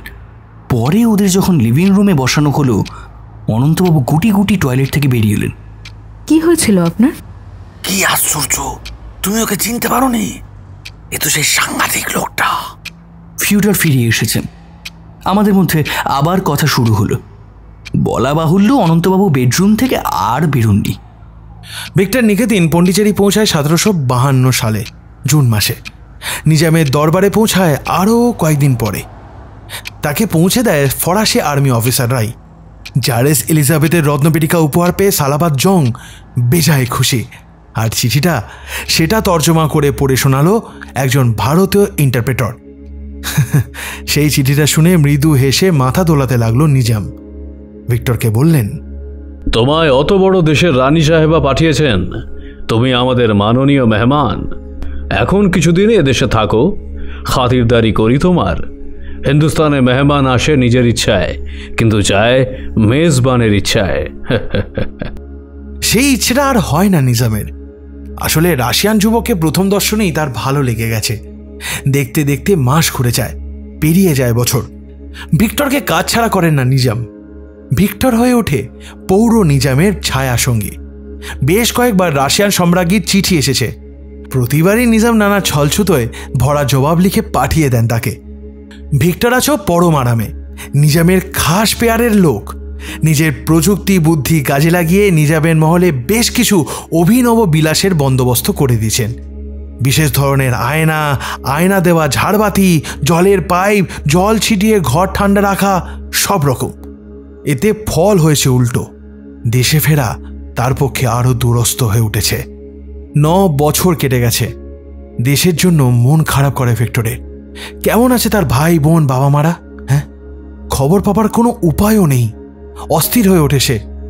অবশেষে তার মাথায় একটা বুদ্ধি খেলে গেছে। কদিন আগে ফরাসি ব্যবসায়ী প্রতিনিধিরা এসেছিল নিজামের কাছে ফ্রান্সের সরকারের চিঠি নিয়ে। তারা এই রাজত্বে ব্যবসা করার অনুমতিপত্র চায়। তাদের হাত দিয়ে জারেস এলিজাবেথকে সে গোপনে চিঠি পাঠালো। তাকে লিখতে বলল ভিক্টরের বাবা খুব অসুস্থ, ও বাবাকে দেখি আবার এদেশে ফিরে আসবে। এতে কাজ হলো। বিদায়ের সময় নিজাম ওকে জড়িয়ে ধরে খুব কাঁদলেন। এলিজাবেথের জন্য প্রচুর রত্ন, সোনা, পাথর তো দিলেনই, ভিক্টরের জন্য আলাদা করে তিনি দিলেন আরো অনেক রত্ন। বললেন, বেটা, তুমি কিন্তু ফিরে এসো আমার রিশতেদারের সঙ্গে, আমি ইন্তজার করব। রিশতেদার? ভিক্টরের সঙ্গে এদেশে একজন ইন্ডিয়ানও এসেছিল নাকি? হ্যাঁ স্যার, ওই যে রানী ভারতীয় যোদ্ধার মডেল চেয়েছিলেন না, যাকে সামনে রেখে স্থপতি পিটার হবে মূর্তি করবে। ও, তারপর ভিক্টর নিশ্চয়ই আর ফেরেনি। ভারতীয় লোকটা কি ফিরে গিয়েছিল? Pertinent question. এখনো পর্যন্ত যে ইতিহাসটা বললাম সবটাই ভিক্টর দাদুর লেখায় পেয়েছি আমি। ওনার 9 বছর ইন্ডিয়ায় কাটানোর এক্সপিরিয়েন্স পাতার পর পাতা তিনি লিখে গেছেন, কিন্তু দেশে ফেরার পরে উনি কি করেছিলেন এক লাইনও লেখেননি। সেই তথ্য আমরা পেয়েছি ওনার ছেলে নিকোলাই দাদুর লেখা থেকে। আচ্ছা। হ্যাঁ স্যার। আচ্ছা, ইন্ডিয়ান মানুষটার ব্যাপারে বলার আগে আরও কয়েকটা ইনফরমেশন দিই। আপনি হয়তো শুনে থাকবেন আমাদের কান্ট্রি হাউসে যে ঘরটা তালাবন্ধ থাকে সেটা আসলে কিউরিও রুম। ফোরফাদারদের লেখা ফ্যামিলি হিস্ট্রি, তাদের সব বিলঙ্গিংস রাখা আছে। আছে দলিল দস্তাবেজ, চিঠিপত্র, জেমস, জুয়েলারি ঠাসা সব সিন্ধু। আর তাছাড়াও রয়েছে নানান অ্যান্টিক, যার বেশিরভাগটাই এনেছিলেন ভিক্টর দাদু। বাঘসিংহের ছাল, রাইনোর খড়গ, হাতির দাঁত থেকে শুরু করে ইন্ডিয়ান মিউজিক্যাল ইনস্ট্রুমেন্ট, উর্দু আরবি ভাষায় লেখা রেয়ার পুঁথি কি না নেই ওই ঘরে। এমনকি ফেরার পথে ভিক্টর নিকিতিনকে এলিজাবেথ যে মিলিটারি অনার দিয়েছিলেন তার মেমেন্টো এবং জমির দানপত্র সেখানে রয়েছে। বেশ, এবার বলো, ভারতীয় লোকটার পরিচয় কি জানা গিয়েছিল? হ্যাঁ, গিয়েছিল, তবে রাশিয়ায় বসে নয়। সে ছিল শালাবাদ জংয়ের নিজের ভাইপো। তার পরিণতি কি হয়েছিল সেটাও জেনেছি, আর সেই জানতে যাওয়াটা আমার কাল হয়েছিল। কাল হয়েছিল? হ্যাঁ স্যার, কেঁচো খুঁড়তে কেউটে বেরিয়ে পড়েছে, আর সেই কেউটে এখন ছোবল মারতে বেরিয়েও পড়েছে। যোগুমামা অবাক চোখে তাকিয়ে আছেন, আর আমরাও। ফিউডার আমাদের মুখের ওপর দিয়ে চোখ বুলিয়ে বললেন, নিকোলাই দাদু লিখে গেছেন বাবা উর্দু, আরবি, ফরাসি ফ্লুয়েন্ট বলতে এবং লিখতে পারতেন। জেমস আর স্টোন নিয়ে অ্যাস্ট্রোলজি, তন্ত্রমন্ত্র চর্চা করতেন, বশীকরণ করতেন, শত্রুতা করলে নিশ্চিহ্ন করে দিতেন। আবার নাকি পাড়া প্রতিবেশীদের রোগ টোগও সারিয়ে দিতেন। সবাই তাকে ভীষণ ভয় করত। কিন্তু এসব মাত্র 5 বছরের জন্য। ভিক্টর নিকিতিনের শেষ খুব ট্র্যাজিক। একদিন সকালে তার ডেড বডি পাওয়া যায় ডাচার একটু দূরে, পেকো নদীর ধারে। তখন ওনার ছেলে মানে নিকোলাইয়ের বয়স মোটে 4। আমরা এখানে একেবারে নিশ্চুপ শ্রোতা। যোগুমামা বললেন, মৃত্যুর কারণ কিছু লেখা নেই? না, তবে পরে বুঝেছি এটা খুন। আসলে কি জানেন তো স্যার, ভিক্টর নিকেতিনের বংশধর ইগর আর তার ছেলে এই ফিওডরের অ্যাস্ট্রোলজির ওপর খুব ন্যাক ছিল। দুজনেই বিশ্বাস করে স্টোনস অ্যান্ড জেমসের এফেক্ট। আপনারা যাকে প্যারাসায়েন্স বলেন। আপনি সায়েন্সের স্টুডেন্ট হয়ে এসব বিশ্বাস করেন? করি স্যার, হাতে হাতে ফলও পেয়েছি। ছোটবেলা থেকে বাবার সঙ্গে পাথর ক্রিস্টাল নিয়ে নাড়াচাড়া করতে শুরু করেছিলাম, আর ওই করতে করতেই একদিন হঠাৎ খুঁজে পেলাম খুব ডেকোরেটিভ দুটো প্রাচীন কাঠের বাক্স। ভিক্টর দাদু বড় সিন্ধুকের একেবারে ভিতরের দিকে ঢুকেছিল। সারপ্রাইজিংলি এই বাক্স দুটো আমাদের কোনো ফোর ফাদারদের চোখে পড়েনি। সেই দুটো। দীপালির মোবাইল ফোনটা বাজতে শুরু করলো। প্রায় চেঁচিয়ে উঠলেন, তারপর রাশিয়ান ভাষায় কিছু বলতে বলতে ফোনটা নিয়ে বেরিয়ে গেলেন। বেশ কিছুক্ষণ পর দীপালি এসে বসলেন। কপালে তার বিন্দু বিন্দু ঘাম, একেবারে থমথমে মুখ। ফিওডর বললেন, কার ফোন দীপালি? Any problem? ফিওডরের দিকে তীব্র দৃষ্টিতে তাকালেন Dipali. Yes, problem, severe problem. Nadia phone করেছিল। নাদিয়া? কি বলল? তোমার কথাটা আগে শেষ করো। আজ আমাকে। রাগে দীপালির কথা আটকে যাচ্ছে। দীপালি, কি হলো? অনেক কিছু হয়েছে যোগুদা, ভাবতে পারেন এসব স্টোরি আমি প্রায় কিছুই জানি না। তুমি তো এসবে কোনোদিন এক বিন্দু ইন্টারেস্ট দেখাওনি দীপালি। ফিওডর কুঁকড়ে গেছেন। কয়েক মুহূর্ত চুপ করে থেকে বললেন, প্রথম বাক্সে ডালা খুলতেই বেরিয়ে এলো একতারা হ্যান্ডমেড পেপার, প্রতিটা মাথায় আরবিতে সোনার জলে এমবস করা নিজাম রাজের এমব্লেম, নিচে উর্দুতে সই, সম্ভবত সালাবাদ জংয়ের। প্রত্যেক পেপারের পিছনে আবার আলাদা আলাদা জেমস আর জুয়েলারি রঙিন ছবি। বিভিন্ন স্টোন, রুবি, পার্ল, ডায়মন্ড আর জুয়েলারির মধ্যে রয়েছে পেন্ডেন্ট, ইয়াররিং, রিস্টব্যান্ড ইত্যাদি। আমরা দুজন তো ছবিগুলোর নিচে নিচে উর্দু হরফে কয়েকটা করে লেখা। এত স্টোন, জেমস নিজাম কি রানীকে দিয়েছেন? কিন্তু সেগুলো গেল কোথায়? দ্বিতীয় বাক্স খুলতে আরও বড় ধাক্কা। এটার মধ্যে রানীর তরফ থেকে নিজামকে দেওয়া গিফট ডকুমেন্ট, রাশিয়ান ভাষায় লেখা, সোনার পাতায় মোড়া, উপরে রানীর ছবি আর তার নাম, নিচে লেখা ডেডিকেটেড টু নিজাম উল মুলুক, জালাবাদ জং, হিন্দুস্তান। প্রতিটা পৃষ্ঠার নিচে এলিজাবেথের সই, উপরে পরপর মণিমুক্ত খোসিত রাশিয়ান জুয়েলারির ছবি। পরের কয়েক পৃষ্ঠায় জেমস আর স্টোনের ছবি, বড় বড় এমারেল, সাফায়ার, রুমি, ডায়মন্ড, সবটা গুলিয়ে গেল। এটা তো ভিক্টর দাদু নিজামকে দেওয়ার জন্য নিয়ে গিয়েছিলেন। সেই সনদ এখানে এলো কি করে? উনি কি এইগুলো নিজাম সালাবাদ জাংকে দেননি? হ্যাঁ, আরও কি আশ্চর্যের কথা জানেন, এইসব রেয়ার স্টোন আর জুয়েলারির কয়েকটা আবার ওনার ট্রেজারিতেও দেখেছি। কি করে এলো এসব? হ্যাঁ। ফিওডর থামলেন। যোগমামা একটাও কথা বললেন না, নিষ্পলক চোখে ওর মুখের দিকে চেয়ে আছেন। ফ্রেঞ্চ উইন্ডো দিয়ে বাইরে চোখ পড়ল। আকাশে বাদল মেঘ ঘনিয়ে এসেছে, তার ছায়া পড়েছে এই নিভা নদীতে। স্যার, আপনি কি বিশ্বাস করছেন না? শেষ করুন। হ্যাঁ স্যার, এইসব প্রশ্নের উত্তর খুঁজতে গিয়েই সাংঘাতিক বিপদ হলো। পাকিস্তান এমবাসিতে আমার এক স্কুল ফ্রেন্ড চাকরি করে। উর্দু কাগজগুলো জেরক্স করে নিয়ে গেলাম। এমবাসির এক কাউন্সিলর সেটা পড়ে অদ্ভুত কথা বললেন। অদ্ভুত কথা? হ্যাঁ স্যার, বলল প্রতিটা শিটের সামনে লেখাগুলো এক একটা উর্দু শায়েরি, নিচের নিজামের সই করা, কাগজের উল্টো পিঠে জুয়েলারি বা স্টোনের বৃত্তান্ত লেখা। যে শিটগুলোয় স্টোন বা জেমসের ছবি আছে সেইগুলোয় তাদের সুপার ন্যাচারাল পাওয়ার দেওয়া আছে। ফর এক্সাম্পল, রুবির ছবির নিচে নাকি লেখা আছে ওই বিশেষ পাথরটা দিয়ে যে রেড লাইট বের হয় সেটা শত্রুকে বিনাশ করতে পারে। ওই কাগজটার সামনের দিকে যে উর্দু শায়েরি লেখা আছে তাতেও নাকি মৃত্যুর কথাই লেখা আছে। কিরকম? ফিওডর মোবাইলটা স্ক্রোল করে বললেন, যেমন আমি স্যার রোমান হরফে লিখে রেখেছিলাম, এই যে खिड़किया है जिंदगी तेरे लिए, दर खुले बस्तो वहां से मौत का आगाज हो। এর মানে জীবনে অনেক জানলা আছে, মৃত্যুর একটাই জানলা। কাউন্সিলর আমার কাছ থেকে সব শুনে বলল ইন্ডিয়ার হায়দ্রাবাদে যেতে।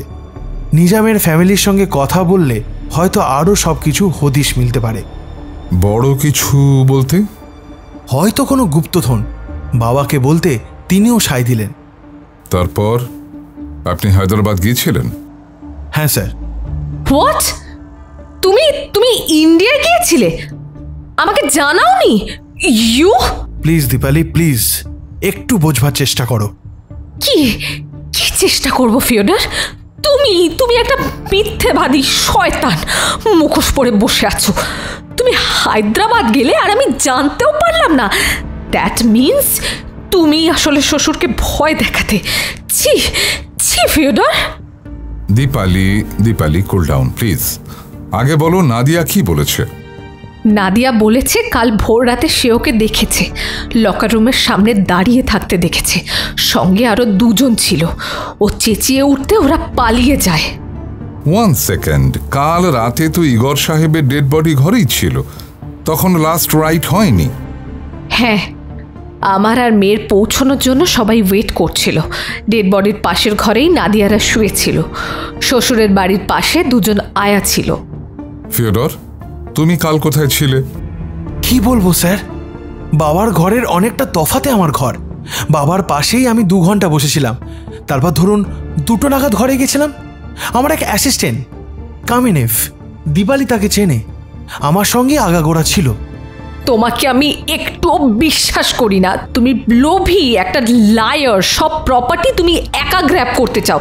না না যোগুদা, আপনি ওকে একটুও বিশ্বাস করবেন না। আমি ওর লাইফ পার্টনার, ও আমাকে পর্যন্ত সাপ্রেস করেছে। প্লিজ দীপালি, বিশ্বাস করো, আমার কোনো ব্যাড ইন্টেনশন ছিল না।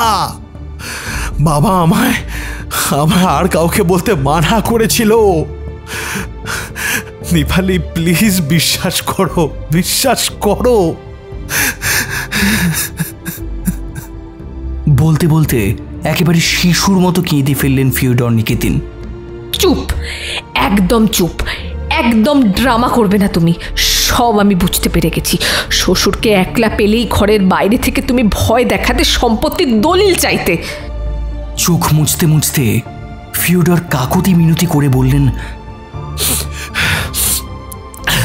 না দীপালি না, তুমি জানো তখন আমি প্রায় রোজই মস্কো থেকে যাতায়াত করতাম। তুমি তো জানো বাবা মেন্টালি ডিস্টার্ব হয়ে গিয়েছিলেন, হ্যালোসিনেট করতেন। আগে তাই ভাবতাম, কিন্তু এখন আমি তা ভাবছি না। তুমি যে হসপিটালে নাইট ডিউটির নাম করে ফ্লাইট ধরে এখানে চলে আসতে না, তা তুমি প্রমাণ করতে পারবে? না না, পারবো না। বাট প্লিজ বিলিভ মি, বাবা আমায় ইনস্টিগেট না করলে আমি হায়দ্রাবাদ যেতাম না, এত বড় ভুল করতাম না। ভুল বলছো কেন ফিওডর? মারাত্মক ভুল স্যার, মারাত্মক ভুল। রহস্য জানতে গিয়ে 300 বছর আগে জঘন্য ঘটনাকে কবর খুঁড়ে বের করেছি স্যার। যিশুর দিব্যি, আমার এক ফোঁটা খারাপ উদ্দেশ্য ছিল না। যোগু মামা চোখের ইঙ্গিতে দীপালিকে থামিয়ে বললেন, কবে গেলে ইন্ডিয়া? যদি নিজের ভালো চাও দয়া করে আর কিছু গোপন করো না। করছি না স্যার, আমি কিচ্ছু সত্যি গোপন করছি না। আমি নিজেই তো বলেছি হায়দ্রাবাদে যাওয়ার কথা। আমিই তো দীপালিকে বলেছি আপনার সাথে পরামর্শ নিতে। বলো বলো, বলিনি? যোগু মামা এক পলক তাকালেন দীপালির দিকে। কবে গিয়েছিলে? এই লাস্ট জুনে স্যার। 3rd উইকে সামার ভ্যাকেশনের ছুটিতে দীপালি কলকাতা গেল জিনিয়াকে নিয়ে। আমিও তার পরের দিন ইন্ডিয়ার ফ্লাইট ধরি। তারপর তারপর কি বলবো sir, I was আটারলি shocked. Victor দাদু ইন্ডিয়ায় থাকার সময় তার কীর্তিকলা সব চিপে গিয়েছিলেন। কীর্তি কাহিনী মানে? হ্যাঁ স্যার, ভাবতে পারেন ইন্ডিয়ায় গিয়ে উনি স্বেচ্ছায় ইসলামে দীক্ষিত হয়েছিলেন। প্রিন্সেস সোফিউন নেশাকে ম্যারি করেছিলেন। হোয়াট? ইয়েস স্যার, নিজাম ওকে নিজের ছেলের মতো স্নেহ করতেন, বিশ্বাস করতেন। তাকে নিজের জামাই করেছিলেন, আলাদা হাভেলি বানিয়ে দিয়েছিলেন। ভিক্টর নিকেতিন হয়ে উঠেছিলেন বশির নূর উদ্দিন। নিজের চোখে স্যার নিজাম ফ্যামিলির প্রাইভেট মিউজিয়ামে ফ্যামিলি ট্রিট ছবি দেখে এসেছি। স্তম্ভিত সবাই, একেবারে নিশ্চুপ। ফিওডর ঢকঢক করে বোতলের জল গলায় ঢাললেন। কি করে ট্রেস করলে ফিওডর? লম্বা গল্প স্যার, সংক্ষেপে বলছি। এখন জীবিত নিজাম মুকরম জা, 80-র ওপর বয়স, খানদানি পণ্ডিত মানুষ। অনেক কাঠখড় পুড়িয়ে তার সেক্রেটারিকে ধরে দেখা করার সুযোগ পেলাম। মস্কো ইউনিভার্সিটিতে আমি ভারতীয় রাজাদের নিয়ে গবেষণা করছি, যদি একটু সাহায্য করেন। মুকরম সাহেব এক কথায় রাজি হলেন। পুরানা হাভেলিতে ওদের ফ্যামিলি হিস্ট্রি লাইব্রেরি। তার লাইব্রেরিয়ান মাহবুব খান, তিনিও নিজাম ফ্যামিলির। তাকে মুকারম সাহেব আমার কথা বলে দিলেন। বিশাল লাইব্রেরি, আলমারি ভর্তি শুধু বই আর বই। একটা হল ঘরে সব নিজাম আর তার জ্ঞাতি গোষ্ঠীর পেন্টিং দেওয়ালে ঝুলছে, নানান ধরনের পেন্টিং আর নানান মাপের পেন্টিং। প্রথম দিনই ছবিগুলো দেখতে দেখতে এক জায়গায় গিয়ে চোখ আটকে গেল। আরে এই তো ভিক্টর দাদু, পাশে অপূর্ব সুন্দরী এক মহিলা। ইনি কে? দুজনের গায়ে ভারতীয় রাজপোশাক। উত্তেজনায় আমার হাত পা কাঁপছে। অতি কষ্টে সামনে নিয়ে শুরু করলাম চামড়ায় বাঁধানো ভলিউমগুলো দেখতে। ফোর্থ নিজাম সালাবাদ জাংয়ের অটোবায়োগ্রাফি, ইংরেজিতে তর্জমা। বিশ্বাস করুন স্যার, পাতার পর পাতা রুদ্ধশ্বাসে পড়ে যাচ্ছি। মাঝামাঝি পৌঁছতেই পেয়ে গেলাম ভিক্টর নিকেতিনকে। হ্যাঁ স্যার, ভিক্টর দাদুর নিজের লেখার সঙ্গে পরপর সব মিলে যাচ্ছিল। তারপরেই প্রচণ্ড একটা শক। নিজামের অতি স্নেহের ভিক্টর ইসলাম ধর্ম নিয়েছে, আর তার নতুন নাম বশির নূর উদ্দিন।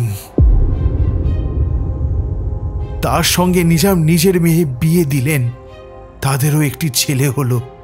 এরপরেই এলো সেই মর্মান্তিক ঘটনা। ফিরে আসবে বলে বিবি বাচ্চাকে অপেক্ষায় রেখে নুরুদ্দিন রাশিয়ায় চলে যায়। সঙ্গে যায় নিজামের ভাইপো, ভিক্টরের সমবয়সী ইউসুফ। সেই যে নুরুদ্দিন গেল, আর ফেরার নাম নেই। খবর নেই ভাইপো ইউসুফেরও। সেই সময় সালাবাদ জংয়ের মানসিক উদ্যোগ আর যন্ত্রণার কথা লেখা আছে পৃষ্ঠার পর পৃষ্ঠা। মেয়ে কাঁদছে, নাতি কাঁদছে, তিনি প্রবোধ দিচ্ছেন নিশ্চয়ই ওরা ফিরবে। বারবার পন্ডিচেরির ফ্রেঞ্চ গভর্নরকে খোঁজ নিতে বলেছেন, ওরাও কোনো খবর আনতে পারছেন না। দেখতে দেখতে 1.5 বছর কেটে গেছে। সালাবাদ মনের দুঃখে প্রায় শয্যাশায়ী। হঠাৎ একদিন সকালে উজিরে আজম তার কাছে এসে সালাম দিল। বলল ফরাসিরা একজনকে নিয়ে এসেছে, সেই ইনসান তার কথা বলছে। সেই লোকটাকে দেখে নিজাম চমকে উঠলেন। হে কে? তার ভাইপো ইউসুফ। হে কি চেহারা হয়েছে তার! ইউসুফ এসে তাকে জড়িয়ে ধরল, হাউ করে কাঁদতে লাগলো। নুরুদ্দিন ভয়ঙ্কর বেঈমানি করেছে। রানীর প্যালেসে ইউসুফ এতদিন বন্দী ছিল। তাকে জানোয়ারের মতো পায়ের শিকল পরিয়ে রোজ সকালে বাইরে বের করা হতো, দাঁড়িয়ে রাখা হতো ঘন্টার পর ঘন্টা। ওকে দেখে ওরই মূর্তি খোদাই করতো আর্কিটেক্টরা। নুরুদ্দিন ওকে রানীর জিম্মায় রেখে সেই যে চলে গেছে, একদিনের জন্য ও আর দেখা করতে আসেনি। সে কি? ইয়েস মাই ফ্রেন্ড, আর এখানেই শেষ নয়। ইউসুফ জেনে যায় যেদিন মূর্তিটা সমুদ্রের ধারে বাগানে বসানো হবে, তার আগের রাতেই তাকে কোতল করা হবে, আর ওর দেহ কফিনে পুড়ে পুঁতে দেওয়া হবে মূর্তির নিচের মাটিতে। My goodness! তারপর? রাতের অন্ধকারে জেলের পাঁচির টপকে কোনোভাবে বেরিয়ে আসে ইউসুফ। কিন্তু সে যাবে কোথায়?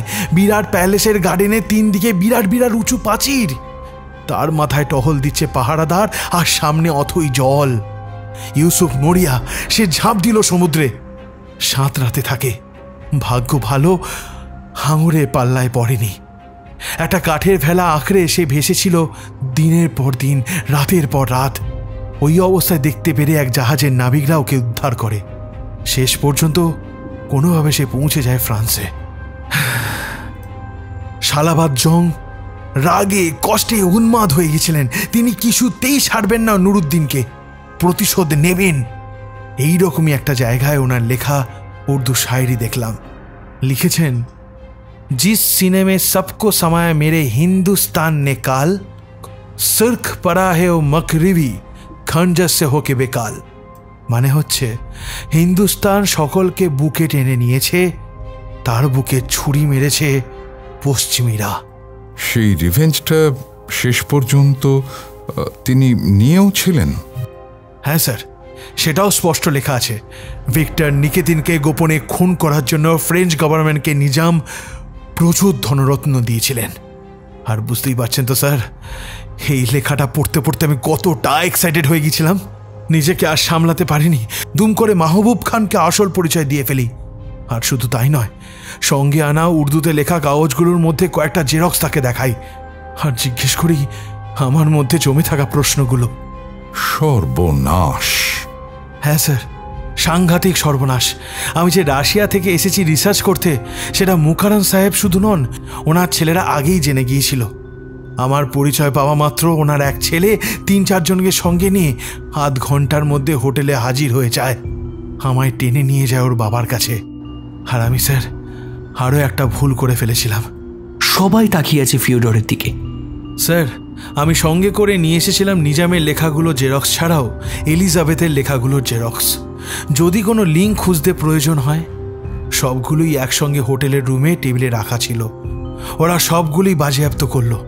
তারপর নিজামের চৌমহলে একটা ঘরে আমাকে আটকে রেখে শুরু হয় জেরা।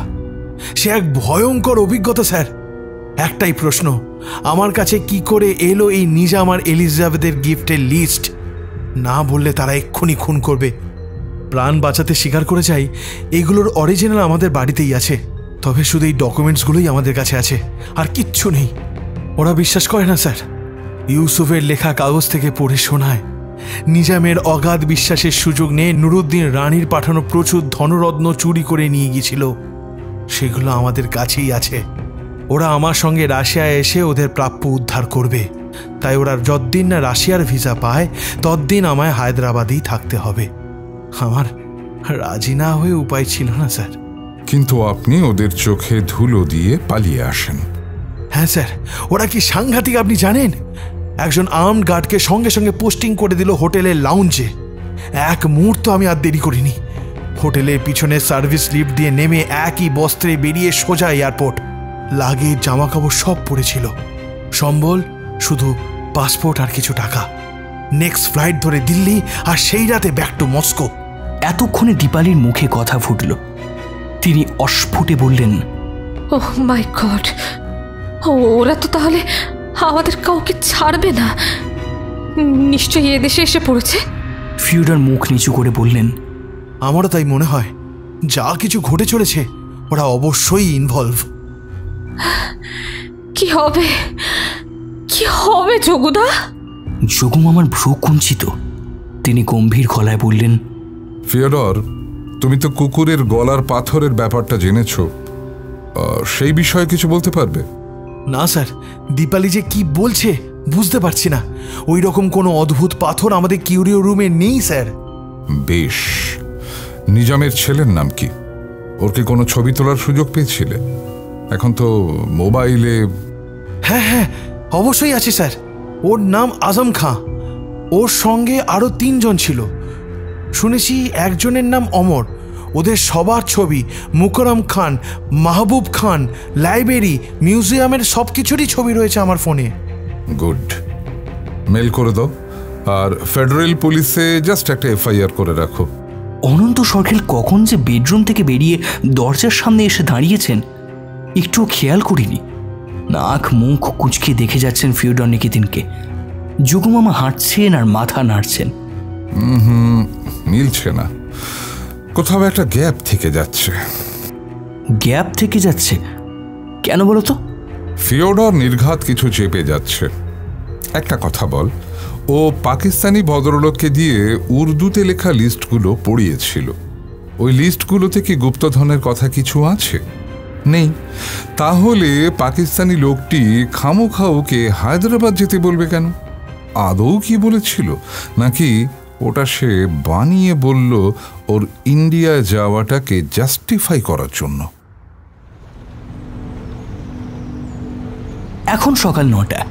একটু আগে আমরা হাইড্রোফয়েল ক্রুজে এসে নেমেছি পিটার হফের জেটিতে। ডাঙায় পা দিয়ে গার্ডেনের ভিতরে কিছুটা ঢুকতেই একেবারে আমরা মুগ্ধ এবং অভিভূত হয়ে গেছি একই সঙ্গে। প্যালেস গার্ডেন যে কি অসম্ভব সুন্দর, ভাষায় তা প্রকাশ করা অসম্ভব। জার সাম্রাজ্যের বিলাস বৈভবের প্রতীক বিশাল সোনা রঙের গ্র্যান্ড কাস্কেড, মনপ্লাইজির প্রাসাদ, হারমিটেজ, অসংখ্য ফোয়ারা, বাগান জুড়ে অসংখ্য মূর্তির স্থাপত্য সকালের সোনালি রোদে চোখ ঝলসে দিচ্ছে। টুরিস্টের মেলা বসে গেছে।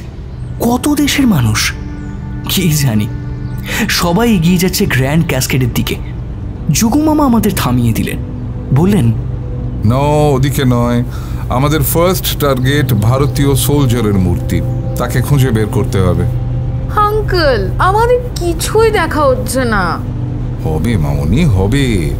যে কাজে ওরা আমাদের এনেছে সেটা শেষ করি। দীপালি খামার বাড়িতে আমাদের আনার জন্যে বাসু সখাকে নিয়ে হোটেলে ক্যাব পাঠাতে চেয়েছিলেন। মামাই নাকচ করে দিয়েছেন, বলেছেন চিন্তা করো না, আমরা আমাদের মতো পৌঁছে যাব। গুগল ম্যাপ আছে, তোমরা শুধু বাড়িতে থেকো। আসলে সেন্ট পিটার্সবার্গ থেকে সড়কপথ যেমন, তেমনি জলপথেও পিটার্সহফ আসা যায়।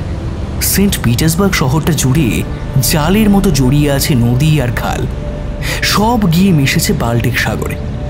আগেই মামাকে ক্রুজ সফরে রাজি করিয়ে রেখেছিল সোমলতা, কিন্তু তাতে যে আজ এমন একটা বিপত্তি ঘটবে কে জানত। প্লুটনিক ক্রুজ স্টেশন থেকে বেরিয়ে দিব্যি জল কেটে এগিয়ে যাচ্ছিল হাইড্রোফয়েল। ঝকঝকে সকাল, কনকনে বাতাস। মিনিট দশেকের মধ্যেই নিভা নদী পেরিয়ে এসে পড়ল সমুদ্রের মোহনায়। অল্প অল্প ঢেউ, শান্ত সাগর, পিছনে ঝাপসা হয়ে এসেছে শহর। হঠাৎ জলযানটা যেন তুলতে শুরু করল। কি ব্যাপার? ক্যাপ্টেন অ্যানাউন্স করলেন, সবাই সিটে বসুন, সিট বেল্ট বাঁধুন। বাইনোকিউলার নিয়ে উনি দেখছেন, কিছু যেন বোঝার চেষ্টা করছেন। দুলুনি কিন্তু প্রচণ্ড বেড়ে গেছে, বড় বড় ঢেউ, সবাই একটু আশঙ্কিত, এমনকি আমাদের মুখও ফ্যাকাশে। ঠিক তখনই উনি ফের চেঁচিয়ে উঠলেন, wow, great, see see, two big whales. Whales? মানে দুটো তিমি? এরকম সৌভাগ্যও আমাদের কপালে ছিল? এরকম সৌভাগ্য তো কালে ভদ্রে ঘটে। ওদের দাপাদাপির জন্যে সমুদ্র আজ বুঝি এতটা উত্তাল। সিট আঁকড়ে উঠে দাঁড়িয়েছে সকলে। তিমি দুটোর পাখনা এক একবার উঁকি দিচ্ছে। পাইলট ওদের পাশ কাটিয়ে বেরোবার চেষ্টা করছে। হাইড্রোফয়েল কলার মোচার মতো নাচছে। তিমি কে হবে স্যার? অনন্ত সরকেলের দিকে তাকাতে আমাদের আত্মারাম খাঁচা ছাড়া। এ কি হলো বুড়োর? দাঁত মুখ ছেত্রে গেছে। পরক্ষণে তিতি করতে করতে সিটের উপরে এলিয়ে পড়লেন। Water, water please. যোগু মামা একেবারে চেঁচিয়ে উঠেছেন। সোমলতা বোতল থেকে ওনার চোখে মুখে জল ছিটাতে শুরু করেছে। অনন্তবাবুর ঘাড় এড়িয়ে পড়েছে, মুখ দিয়ে ক্যাঁজলা বেরোচ্ছে। কোনো সার নেই। স্টিমার সেই এলাকাটা এখন পেরিয়ে এসেছে। টার্বিউলেন্ট সি আবার শান্ত। ওনাকে ধাক্কাচ্ছি, অনন্তবাবু, ও অনন্তবাবু, আরে উঠুন। অবশেষে তিনি পিটপিট করে চাইলেন। গোল গোল চোখে তাকাতে তাকাতে বললেন, কি যে হয়ে গেল বুঝলুম না। হ্যাঁ, সত্যি আমরাও বুঝলুম না। একটাও ছবি তুলতে পারিনি ওনার কেটদানির জন্য। উফ, জীবনে এ আফসোস যাবে না। বিরাট বিরাট গাছপালায় মাঝে মাঝে ছায়াময় পথ, সেই পথ দিয়েই হেঁটে যাচ্ছি। মাঝে মাঝে দ্বীপের মতো এক টুকরো সবুজ ঘাস আর ফুলের বাগান, মধ্যমণি পাথরের বিচিত্র সব মূর্তির মুখ দিয়ে অবিরাম ফোয়ারা। বাঁ দিকে সমুদ্র উঁকি দিল, রাস্তাও দুভাগ। মামা বিড়বিড় করলেন, সমুদ্রের রাস্তাতে আগের বার মূর্তিগুলো দেখেছি, কিন্তু মূর্তি কি একটা দুটো? প্রাচীন গ্রিস রোমের দেবদেবী থেকে শুরু করে জাপান চীনের মানুষের স্ট্যাচু, নানা দেশের যোদ্ধা থেকে পরী, হুড়ি, ড্র্যাগন, কি নেই সেখানে। সমুদ্রের পাড়ে রিং রোডের কাছে চলে এসেছে। এমন নরম রুদ্দুরেও ঘাম বেরিয়ে গেছে। যোগুমামা মজা করে বললেন, কোথায় গেলে ভাই? তোমার দেখা নাই রে, তোমার দেখা নাই। ডান দিকে আবার একটা বাগান, একটা ফোয়ারা, তার মাঝে বাংলো প্যাটার্নের একতলা প্যালেস। কোনো এক রানীর নাম প্ল্যাকার্ডে লেখা। সোমলতা চেঁচিয়ে উঠল, আঙ্কেল, আঙ্কেল! রিং রোডের এক কোণে দাঁড়িয়ে আছে সে। প্রায় দুই মানুষ সমান ঝলমলে হলুদ রঙা বেদি, তার উপরে কোমরে হাত দিয়ে তৃপ্ত ভঙ্গিতে দণ্ডায়মান। ভারতীয় যোদ্ধা। সমুদ্রের দিকে কোনাকুনি তার মুখ হয়ে রয়েছে, কিন্তু স্ট্যাচুর ঠিক পিছনে ওরা কারা গোল হয়ে দাঁড়িয়েছিল। আমাদের আওয়াজ পেয়ে হুশ করে ঢুকে গেল ডান দিকের ঝোপ জঙ্গলে। আরেকজনকেও স্পষ্ট দেখতে পেয়েছি। সে হনহনিয়ে হেঁটে সমুদ্রের দিকে চলে যাচ্ছিল। মামার দিকে তাকালাম, তিনিও মাথা নাড়লেন। হ্যাঁ রে, ঠিকই দেখেছিস। আজ আসার সময়ও জাহাজে ওকে দেখেছি। আমায় দেখতে পেয়েই ওপরে ডেকে উঠে গেল। স্যার, আবার আবার স্যার। কি আবার? স্যার, সেই লোকটা মস্কো থেকেই বলে যাচ্ছি, আপনারা কান দিচ্ছেন না। এই বলে দিলাম স্যার, ওই লোকটাই কালপ্রিট। এখন গপ্প পাচ্ছে। কি লোকটা সেটা বলবেন তো? কতবার বলবো স্যার? ওই যে স্যার, আপনার দীপালির পর আজকে আবার একটু অন্যরকম ভেগ ধরেছে মনে হলো। গালে দাড়ি দেখলুম যেন। ওই তো লুকিয়ে লুকিয়ে আমাদের দেখছে। বলতে না বলতেই হঠাৎ তীর বেগে সামনের ঝোপের দিকে তেড়ে গেলেন। দাঁড়া, আজ তোকে মজা দেখাচ্ছি। ব্যাপারটা এত হঠাৎ ঘটে গেল যে আমরা আটকাবার সুযোগ পর্যন্ত পেলাম না। আরে আরে দাঁড়ান, আরে মশাই দাঁড়ান। চেঁচাতে চেঁচাতে ওর পিছনে ছুটে গেলেও তার আগেই তিনি ঝোপের ভেতরে অনেকটা ঢুকে পড়েছেন। মাত্র কয়েকটা সেকেন্ড। ঝোপের সঙ্গে ধস্তাধস্তির প্রবল ধর্মর আওয়াজ এবং অনন্তবাবুর আর্তনাদ। মর্মান্তিক দৃশ্য। বুকে হাত দিয়ে পড়ে আছেন অনন্ত সরখেল, যন্ত্রণায় ছটফট করছেন।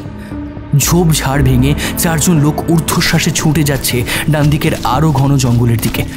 যোগু আমার হাতে উঠে এসেছে সর্বক্ষণের সঙ্গী তার রিভলভার। রাগে গনগন করছে মুখ। ছুটতে গিয়েও থেমে গেলেন। সোমলতা উপু হয়ে বসে রয়েছে, অনন্তবাবুর বুকে মালিশ করছে, রুমাল জলে ভিজিয়ে মুখ মুছিয়ে দিচ্ছে। লোকগুলোকে আর দেখা গেল না। আমরাও হাঁটু গেড়ে বসে পড়েছি। মামা নরম গলায় বললেন, কেন যে এমন পাগলামি করেন? যদি ওরা ছুরি বা পিস্তল চালিয়ে দিত?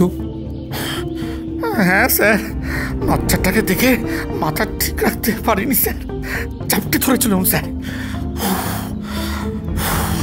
ওনার গায়ে হুড়ের শক্তি, ঘুষি মারছিল, তবু ছাড়িনি। তারপর এমন একটা লাথি ছাড়লো, পা জায়গাটার মধ্যে ভেঙে গেছে। ও স্যার, কি হবে স্যার? না না, ভাঙেনি। ওষুধ খেলে ব্যথা কমে যাবে। মামুনি, টুকলো, ওনাকে আস্তে আস্তে ধরে ওঠাও, বাইরে বেদিতে নিয়ে গিয়ে বসাও। স্ট্যাচুর একটু দূরে পাথরের চওড়া বেদি। অনন্তবাবুকে শুইয়ে দিয়েছে। সোমলতা হ্যান্ডব্যাগ খুলে ফেলেছে। ওর ব্যাগে নানা ট্যাবলেট আর ফার্স্ট এডের সরঞ্জাম থাকে। লোশন বের করে তুলো দিয়ে চেপে ধরেছে রক্ত ফুটে ওঠা গলায়, নাকে এবং বুকে। একটা ট্যাবলেটও খাইয়ে দিল। কিন্তু যোগু মামা এখনো বেরোচ্ছে না কেন? ডাকতে যাচ্ছি এমন সময় জঙ্গল থেকে বেরিয়ে এলেন। এক হাতে সানগ্লাস, অন্য হাতের মুঠো বন্দি। অনন্ত সরখেল উহ আহ করতে করতে উঠে বসেছেন। এই সানগ্লাসটা পেলে? হ্যাঁ রে, তবে শুধু সানগ্লাস নয়, আরেকখানা বস্তুও পেয়েছি। অনন্তবাবু মারধর খেলেন, আমাদেরও লাভ হয়েছে। মিলিয়ে দেখতে হবে যা ভাবছি সেটাই কিনা। মুঠোর মধ্যেকার বস্তুটা চট করে পকেটে ভরে ফেললেন। খুবই জানতে ইচ্ছে করছিল বস্তুটা কি, কিন্তু মামা এখন কিছুতেই মুখ খুলবেন না। আঙ্কেল, এখান থেকে যাব কি করে? ওনার যা কন্ডিশন। না, আমি পারবো। অনন্ত সরখেল উঠতে গিয়েও কোকিয়ে উঠে ফের বসে পড়লেন। ছটফট করবেন না। মামুনি, তুমি আর টুকলু রিং রোড ধরে একটু যাও। আসার সময় কয়েকটা ক্যাফে দেখেছি, কড়া করে কফি বানিয়ে আনো, চাঙ্গা হয়ে যাবেন। আর ওদের এটাও জিজ্ঞেস করো, হ্যান্ডিক্যাপ্ট মানুষদের জন্য ভেতরে যে ব্যাটারি অপারেটেড ভেহিকল দেখেছি সেগুলো কিভাবে পেতে পারি। যোগমামা বলেছেন ঠিকই, কিন্তু অন্যমনস্ক। ওর ভ্রু কুঞ্চিত, চক্ষু স্থির সামনের ঝোপটার দিকে। বিড়বিড় করছেন নিজের সঙ্গে। আমরা এগোতে এগোতে দেখলাম মামা ফের সেই ঝোপের মধ্যে ঢুকে গেছেন। স্পষ্ট বোঝা যায় কেন এই দেশ আমাদের চেয়ে ঢের এগিয়ে। আমরা অ্যাক্সিডেন্টের কথা বলতেই ক্যাফের ভদ্রমহিলা ফোন করলেন। 5 মিনিটের মধ্যে কফির কাপ হাতে আমরা চারদিকে খোলা ব্যাটারি গাড়িতে চড়ে বসেছি। একটু দূর থেকে চোখে পড়ল মামার হাতে একগোছা কাগজ। উনি গভীর মনোযোগে সেগুলো উল্টে পাল্টে দেখছেন। অনন্তবাবুও পাশ থেকে ঝুঁকে পড়েছেন। আমার মোবাইলটা বাজছে, একটা রাশিয়ান নাম্বার। হ্যালো অনুপ, আমি দীপালি বলছি। কি ব্যাপার তোমাদের? কেন ম্যাডাম? আমরা তো এখন পিটারহফ প্যালেসে গার্ডেনে ঘুরছি। কিন্তু যোগুদা তোমাদের সঙ্গে নেই? তাকে তো আমি ফোনে পাচ্ছি না। তাই নাকি? 1 সেকেন্ড দাঁড়ান। মামা, দীপালি ম্যাডাম ফোন করছেন। হ্যাঁ দীপালি, ওহো সরি, দেখো কি কাণ্ড, কোনোভাবে বোধহয় সাইলেন্ট হয়ে গিয়েছিল। আমরা এখান থেকে তোমাদের বাড়ি যাচ্ছি। কি কি বলছো? কবে? কতজন? ফিওডর? হোয়াট? তুমি সকালেই বলনি কেন? হ্যাঁ, হোটেলেই তো অল্টারনেট নাম্বার হিসেবে অর্ণবের নম্বরটা দেওয়া ছিল। বাসুকে হোটেলে পাঠিয়েছিলে? শিওর? ঠিক আছে ঠিক আছে, একটু ওয়েট করো, আমরা ক্যাব ধরে তোমাদের বাড়ি পৌঁছে যাচ্ছি। ফোনটা রেখে যোগু মামা কেমন যেন গুম হয়ে গেলেন। আমরা চারজনে গাড়িতে চড়ে বসেছি। গাড়ি চলেছে প্রধান ফটকের দিকে। মামা, কি হলো আমাদের একটু বলো। মামা আমাদের দিকে তাকালেন, তার চোয়াল শক্ত। বললেন, অ্যাকশন শুরু হয়ে গিয়েছে। কাল বেশ রাতে দুজন হায়দ্রাবাদি ইন্ডিয়ান দীপালিদের ডাচায় গিয়েছিল। সঙ্গে আরও জনা চারেক লোকাল লোক ছিল, অবশ্যই ভাড়া করা গুন্ডা। ইন্ডিয়ান দুজন খুব বিনীতভাবে বলে ওদের কিউরিও রুমে ওরা ঢুকতে চায়, কারণ ওদের প্রপার্টি বেআইনিভাবে ভিক্টর নিকেতিন 300 বছর আগে নিয়ে এসেছিল। দীপালিরা বলে ওদের কাছে ওই রুম বা লকারের চাবি নেই, সব ফিওডরের কাছে। তাহলে ফিওডর কাল রাতে বাড়ি ছিল না?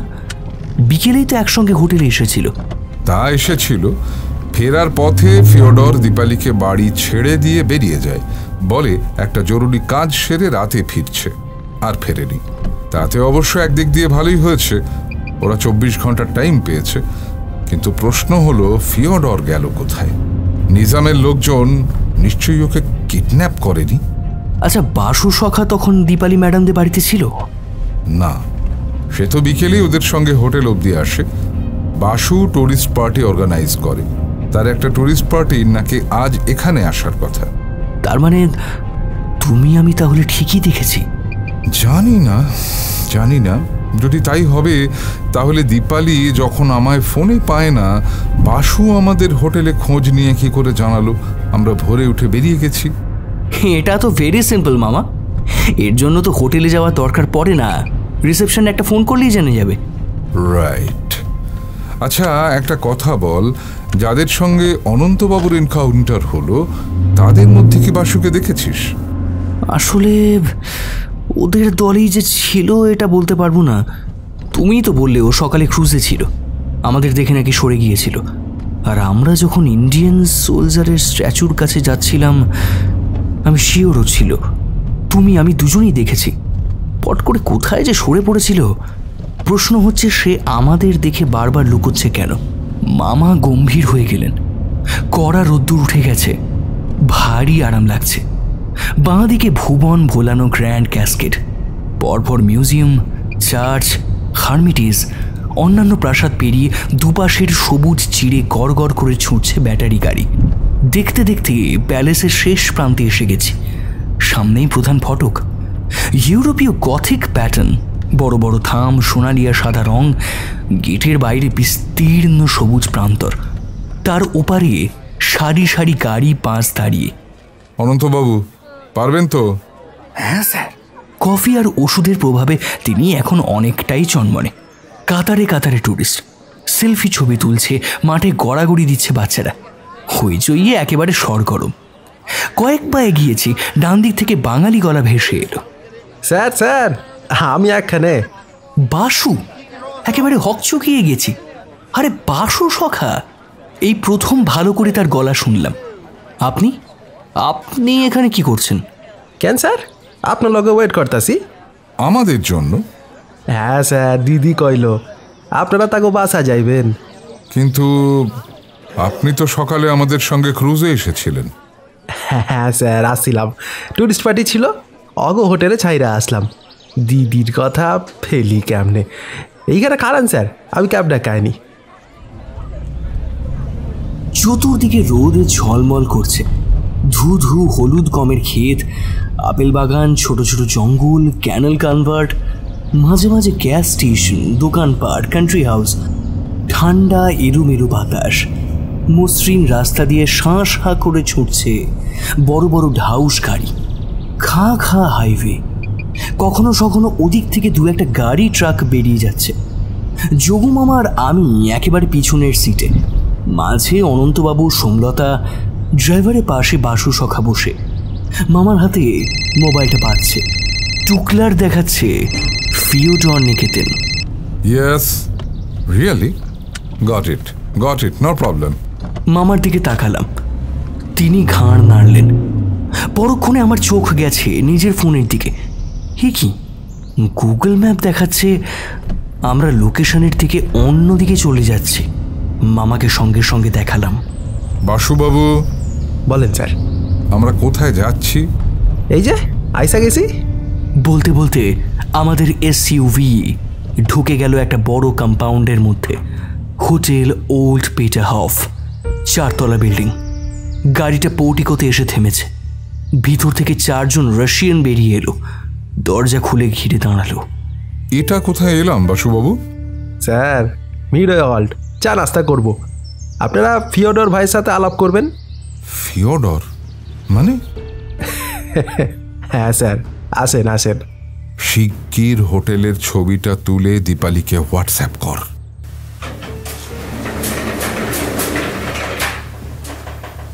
টপ ফ্লোরে লিফট থেকে বেরিয়েই প্রশস্ত লাউঞ্জ, আর সেখানকার সোফায় বসে আছেন আর কেউ নয়, স্বয়ং ফিওডর নিকেতিন। নেভি ব্লু স্যুট এবং তার সঙ্গে টাই। পাশের একজন মনে হচ্ছে ইন্ডিয়ান বা এশিয়ান, অন্য 3 জন রাশিয়ান। ফিওডর কথা বলছেন না, মৃদু মৃদু হাসছেন। হতভম্ব হয়ে তাকিয়ে আছি, কিছুই বোধগম্য হচ্ছে না। কথা বললেন শেষমেশ বাসু সখা স্বয়ং। স্যার, ওনার জিনিসগুলান ফিরিয়ে দেন। জিনিস? হ্যাঁ স্যার, জঙ্গলে যেগুলো আপনি পাইছেন। ও। মামা কোটের পকেট থেকে সানগ্লাসটা বের করে এগিয়ে দিলেন। ফিওডর সেটাকে চোখে পড়ে নিলেন। আর কাগজগুলান স্যার, যাতে সবাই আঁকা জোকা আছে। যোগু মামা তীব্র দৃষ্টিতে তার দিকে তাকালেন, তারপর অন্য পকেট থেকে ভাঁজ করা পাতাগুলো বের করে দিলেন। বসেন স্যার, বসেন। কফির অর্ডার দিচ্ছি, তাড়াহুড়া করবেন না। বাসু সখা কাগজগুলোকে নিকিতিনের পাশের লোকটির হাতে তুলে দিয়ে নির্লিপ্তভাবে বললেন, মিলিয়ে নিন, আর স্যারকে পরিষ্কার করে সব বুঝিয়ে দিন। এই অংশটুকু বললেন হিন্দিতে। আমার তো সব গুলিয়ে গেল। সোমলতা, অনন্তবাবুকে উপরে আনা হয়নি। ওরা দুজনেই রিসেপশনে বসে। ফিউচারের পাশের লোকটি এবার হিন্দিতে বলল, আসসালামু আলাইকুম স্যার, আপনাদের পরিচয় জানি স্যার। আমরা হায়দ্রাবাদের নিজাম ফ্যামিলির উত্তরপুরুষ আছি। আপনারা ইন্ডিয়ান, আমরাও ইন্ডিয়ান। আপনি কি জানেন স্যার, রাশিয়ান নিকিতিন ফ্যামিলির একজন পূর্বপুরুষ নিজামের সঙ্গে কি জঘন্য অপরাধ করেছিল? শুনেছি। শুনেছেন? বেশ। এটাও কি জানেন ওই নিকিতিন লোকটা একটা চোর? আমাদের ফোরফাদার সালাবত জংয়ের বিশ্বাসের সুযোগ নিয়ে প্রচুর ধনরত্ন ও ভ্যালুয়েবল ডকুমেন্ট চুরি করে পালিয়ে এসেছিল। সব জানি ভাই। সে বউ বাচ্চা ফেলে আসে, তার এক শালাকে মৃত্যুর মুখে ঠেলে দেয়। কিন্তু তার প্রতিশোধও তো নিজাম নিয়েছিলেন। আজ এই 300 বছর পরে আবার ওই ইতিহাসকে কবর খুঁড়ে বের করে লাভ কি? এ কি বলছেন স্যার? আমাদের প্রাপ্য জিনিস ফেরত পাবো না? এলিজাবেথ যে হিরে জহরত তার লিস্ট বড়ে দাদাজিকে পাঠিয়েছিলেন, সেগুলো কোথায় থাকার কথা? শয়তানটা সেগুলোও নিয়ে পালিয়ে আসে। ওদের বাড়ির একটা ঘরে সব রাখা আছে, আমরা জেনে ফেলেছি স্যার। আরে ভাই, সে তো ফিওডর গিয়েছিল বলে জানতে পেরেছেন। সে না গেলে কি আর জানতে পারতেন? জি স্যার, লেকিন ফিওডর কি এমনি এমনি গেছিল স্যার? লোকটা হাতের কাগজগুলো দেখিয়ে বলল, ওর কাছে সেই চোরটার নিজের হাতে উর্দুতে লেখা গুপ্তধনের এই ম্যাপগুলি ছিল। গুপ্তধন কোথায় আছে, রাশিয়া না হায়দ্রাবাদে, সেটার পাতা করতেই হায়দ্রাবাদে গিয়ে আব্বার সঙ্গে দেখা করে। স্যার, একটা কথা আপনাকে স্পষ্ট করে বলতে চাই। বলুন। আপনারা এর মধ্যে থাকবেন না স্যার। সব ধনরত্ন আমাদের কান্ট্রির প্রপার্টি। এই রাশিয়ানরা ইবলিসের বাচ্চা, আমরা ফেরত নেবই। যদি না দেয়, ওদের ফ্যামিলিকে খতম করে দেব। আপনাকে অনুরোধ করছি, একজন ইন্ডিয়ান হয়ে ওদের সাপোর্ট করবেন না স্যার। বেশ তো, ফিওডর নিজেই এখানে রয়েছে। ও যদি আপনাদের পাওনা দিয়ে দিতে রাজি হয়ে যায়, তো আমরা মাঝে থাকবই বা কেন? মামা ফিওডর নিকিতিনের দিকে ইশারা করে বললেন। লোকটা হো হো করে হেসে উঠেছে। মামার ভ্যাবাচাকা খাওয়া মুখের দিকে তাকিয়ে বলল, স্যার, লোকে ওইটাই গলতি করে, ওই জন্যই ওকে সঙ্গে নিয়ে এসেছি, বুঝলেন স্যার? শুনুন স্যার, আমি হলাম নিজামের ডাইরেক্ট ডিসেন্ডেন্ট। আমার নাম আজম খান। ও হলো গিয়ে আমার এক ফুফাতো ভাই উমর নুরুদ্দিন। अभी कुछ समझा স্যার? যোগু মামা চোখ বড় বড় করে তাকিয়ে আছেন ওমরের মুখের দিকে। নুরুদ্দিন, এর মানে হচ্ছে উনি ভিক্টর নিকেতেন ওরফে বশির নুরুদ্দিনের। পাক্কা স্যার, পাক্কা। ওমর হচ্ছে সালাবাদ জংয়ের বেটি বেগম সাহেবা সফিউন্নিসার ডাইরেক্ট ডিসেন্ডেন্ট। বড়ি নানি ওই শয়তানটা ভেগে যাওয়ার পরে আর নিকা করেননি, अकेलाई बच्चाके মানুষ করেন। ওদের ফ্যামিলি ট্রিতে তাই নুরুদ্দিন টাইটেলটা থেকে গেছে, और उसका जिम में भी रशियान खून बहे रहा है। কিন্তু তাই বলে এতখানি মিল? এ যে অবিকল ফিউড ওর বসানো।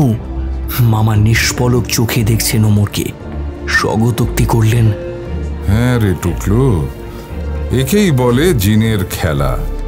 ডমিনেন্ট রিসেসিভ ক্রস ব্রিডিং হতে হতে হঠাৎ কয়েকশো বছর পরে দুটো মানুষকে একরকম দেখতে হয়ে গেছে। আস্তে আস্তে সব পরিষ্কার হয়ে যাচ্ছে। এই ওমরই আসলে রাতের বেলায় গিয়ে ইগর নিকেতিনকে অঙ্গভঙ্গি করে ভয় দেখাতো, হুমকি দিত, ঘরের চাবি চাইতো, তাই তো বাসুবাবু? বাসু সখা চুপ। কি হলো, আপনি চুপ করে আছেন কেন? দীপালি আপনাকে এতটা বিশ্বাস করে, আর আপনি কি না? না স্যার, ওভাবে বলবেন না, এটা আমার প্রফেশন। কিন্তু আফটার অল আমি তো একজন ইন্ডিয়ান। নিজামের সঙ্গে ভিক্টর নিকেতন যে অন্যায় কইরাছিল তার শিক্ষা পাবে না ওরা। আমি স্যার নিজে কিছু করি নাই, দেশের মানুষের জাস্ট একটু হেল্প করেছি আর কি। হ্যাঁ হ্যাঁ, জাস্ট হেল্প তো বটেই। তা কত লক্ষ টাকা দিয়েছে ওরা? স্টপ ইট, आप लोग बेफालतू बहस बंद कीजिए। আপনাকে ক্লিয়ার জানাতে চাই, हम लोग वो शैतान को छोड़ने वाला नहीं है। আমাদের এই লড়াইয়ের মধ্যে আপনার থাকা চলবে না স্যার। আপনার সম্পর্কে সব ইনফরমেশন নিয়ে ফেলেছি, আপনাকে দুটো অপশন দিচ্ছি। অপশন? জি স্যার। ফার্স্ট অপশন, আমাদের লোক আপনাদের গার্ড করে নিয়ে যাবে মস্কো অবধি, সেখান থেকে ইন্ডিয়ার ফ্লাইট ধরিয়ে তুলে দেবে, সব খরচ আমাদের। আচ্ছা, আর সেকেন্ড অপশন? সেকেন্ড অপশন, আপনারা এই হোটেলে আমাদের জিম্মায় থাকবেন। স্যার, লাস্ট 3 উইক আমরা এখানে আছি, পুরো হোটেল রিজার্ভ করে রেখেছি। 50 আর্মড গার্ড রয়েছে, জিএমআর লাগানো আছে। আপনাদের মোবাইল চেক করে নিন, নো নেটওয়ার্ক, শুধু আমাদের সিলেক্টেড কয়েকটা নাম্বার চালু রাখা আছে। আজম খান বলতে বলতে আমি দেখেও নিয়েছি, দরদর করে ঘাম ঝরতে শুরু করেছে জ্যাকেটের ভেতরে। যোগু মামা আশ্চর্য রকম নির্বিকার। তিনি বললেন, আর যদি দুটো অপশনের মাঝামাঝি কিছু চাই, মানে এই ধরুন হোটেলে আটকে না থেকে আপনাদের সঙ্গে বন্দি হয়েই অপারেশনে থাকলাম অ্যাজ স্পেকটেটর্স, আমার কাছে একটা মাত্র রিভলভার আছে, সেটাও আমি জমা রাখতে রাজি আছি। আজম খান ভ্রুম কুচকে তাকিয়ে আছে মামার দিকে। কেন চাইছেন স্যার, কি ইন্টেনশন? স্রেফ দেখা। আমরা ফিওডরদের বাড়ির কিউরিও রুম দেখিনি, ইনফ্যাক্ট ওদের বাড়িতেই তো কোনোদিন যাইনি। তাছাড়া যে গুপ্তধনের কথা বলছেন সেটা কোথায় দেখতে চাই। কয়েক মুহূর্ত কিছু কি ভাবছে আজম খান। এক পলক তাকালো বাসুর দিকে। আমি স্পষ্ট দেখলাম বাসু মাথা নাড়ল। সঙ্গে সঙ্গে আজম বলে উঠল, না স্যার, সরি স্যার, মাঝামাঝি কিছু হবে না, আপনাদের হোটেলেই থাকতে হবে।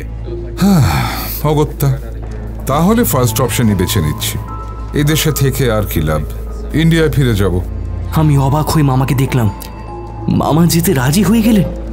মামা একটু থেমে বললেন, তবে তবে তবে আমার দুটো কিউরিওসিটি আর একটা রিকোয়েস্ট আছে। রিকোয়েস্ট খুব সিম্পল, ভাঞ্জা আর আমি দেশে ফিরে যাচ্ছি, ওই বুড়ো লোকটা আর বাচ্চা মেয়েটাকে ছেড়ে দিন। ওরা খুব আশা করে এসেছিল এই দেশটা বেড়াবে বলে। ইজ ইট পসিবল মিস্টার খান? ডান। এবারে চটপট বলে ফেলুন স্যার, কি কি জানতে চান? আজকেই আমরা অপারেশন স্টার্ট করব। নিকেতিনদের কান্ট্রি হাউস ছাড়া অন্য কোথাও কি গুপ্তধন আছে? Any clue? জরুর হে স্যার। ইউসুফ দাদাজির যে স্ট্যাচুটা আছে তার 100 স্কোয়ার ফুট রেডিয়াসের মধ্যে মাটির তলায় মামার ফেরত দেওয়া কাগজগুলো সে তুলে দেখায়। এখানে সব লেখা আছে। উর্দুতে লিখে গিয়েছিল শয়তান নুরুদ্দিন। এই দেখুন ডিরেকশন দেওয়া আছে। ফিউডারকে পাকিস্তানি আদমি যখন এর হিন্ট দেয়, সেই গুপ্তধনের লোভেই সে আমাদের ওখানে এগুলো জেরক্স করে নিয়ে গেছিল। ওর মধ্যে এমন সব ক্রিস্টাল আর জেমস আছে, সেগুলোর মধ্যে সুপার ন্যাচুরাল পাওয়ার আছে। ওই পাথরগুলোই পিটার হফকে এই কয়েকশো বছর রক্ষা করেছে। আচ্ছা আচ্ছা, তাই যদি হবে তবে সেকেন্ড ওয়ার্ল্ড ওয়ারে হিটলার কি করে পিটার হফ দখল করেছিল? যাকে আচ্ছা, ফিওডরদের পোষা কুকুরটা হঠাৎ পাগল হয়ে গেল কেন আপনি কি জানেন? মারা যাওয়ার পর ওর গলার ভেতর থেকে একটা পাথর বের হয়, যেটা পাথর কিন্তু পাথর নয়। আজম আবার হা হা করে হেসে উঠল, চোখ নাচিয়ে নাচিয়ে বলল, জানি তো, জিন্দা পাথর, সুপার ন্যাচারাল স্টোন। চাই আপনার স্যার? আমাদের কাছে অনেক আছে, নিয়ে এসেছি। ওই দিয়েই তো বেতমিস কুত্তা আর মালিকটাকে মারলাম। যোগু মামা চোখ সরু করে চেয়ে আছেন তার মুখের দিকে। আরে স্যার, वो चीज बिल्कुल পাথর नहीं था। ক্যাকটাস জাতের ভেরি স্পেশাল গাছ, ইংরেজিতে বলে লিথোপস, লিভিং স্টোন। দেখতেও একেবারে ইমারেল স্টোনের মতো। আমার গাছের খুব শখ।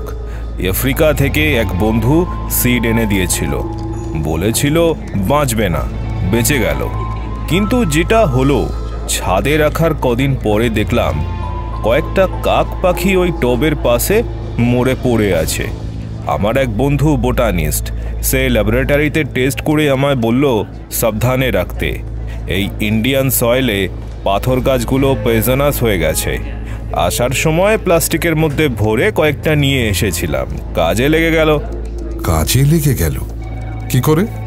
ওমর ও রাতে ফিউডর সেজে গেছিল নিকিতিনদের বাড়ি বাসুর সঙ্গে। বুড়োটার পাথরে খুব লোভ, 3-4টে ছিল। ও দেখেই প্রায় কেড়ে নিল। তারপর ঠিক কি হয়েছে জানি না, আলবাত কুকুরটা খাবার ভেবে মুখে দিয়েছে। Okay sir.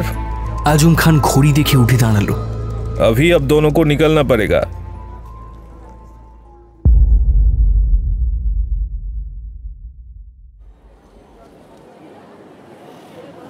এখন রাত 12:15। সেন্ট পিটার্সবার্গের পুলকোভা এয়ারপোর্ট। ফ্লাইট থেকে নেমে প্রায় দৌড়ে লাউঞ্জে এসে ঢুকেছি। বাইরে মারাত্মক ঠান্ডা। এরোফ্লোটের এই লাস্ট ফ্লাইট প্রায় ফাঁকা ফাঁকাই ছিল।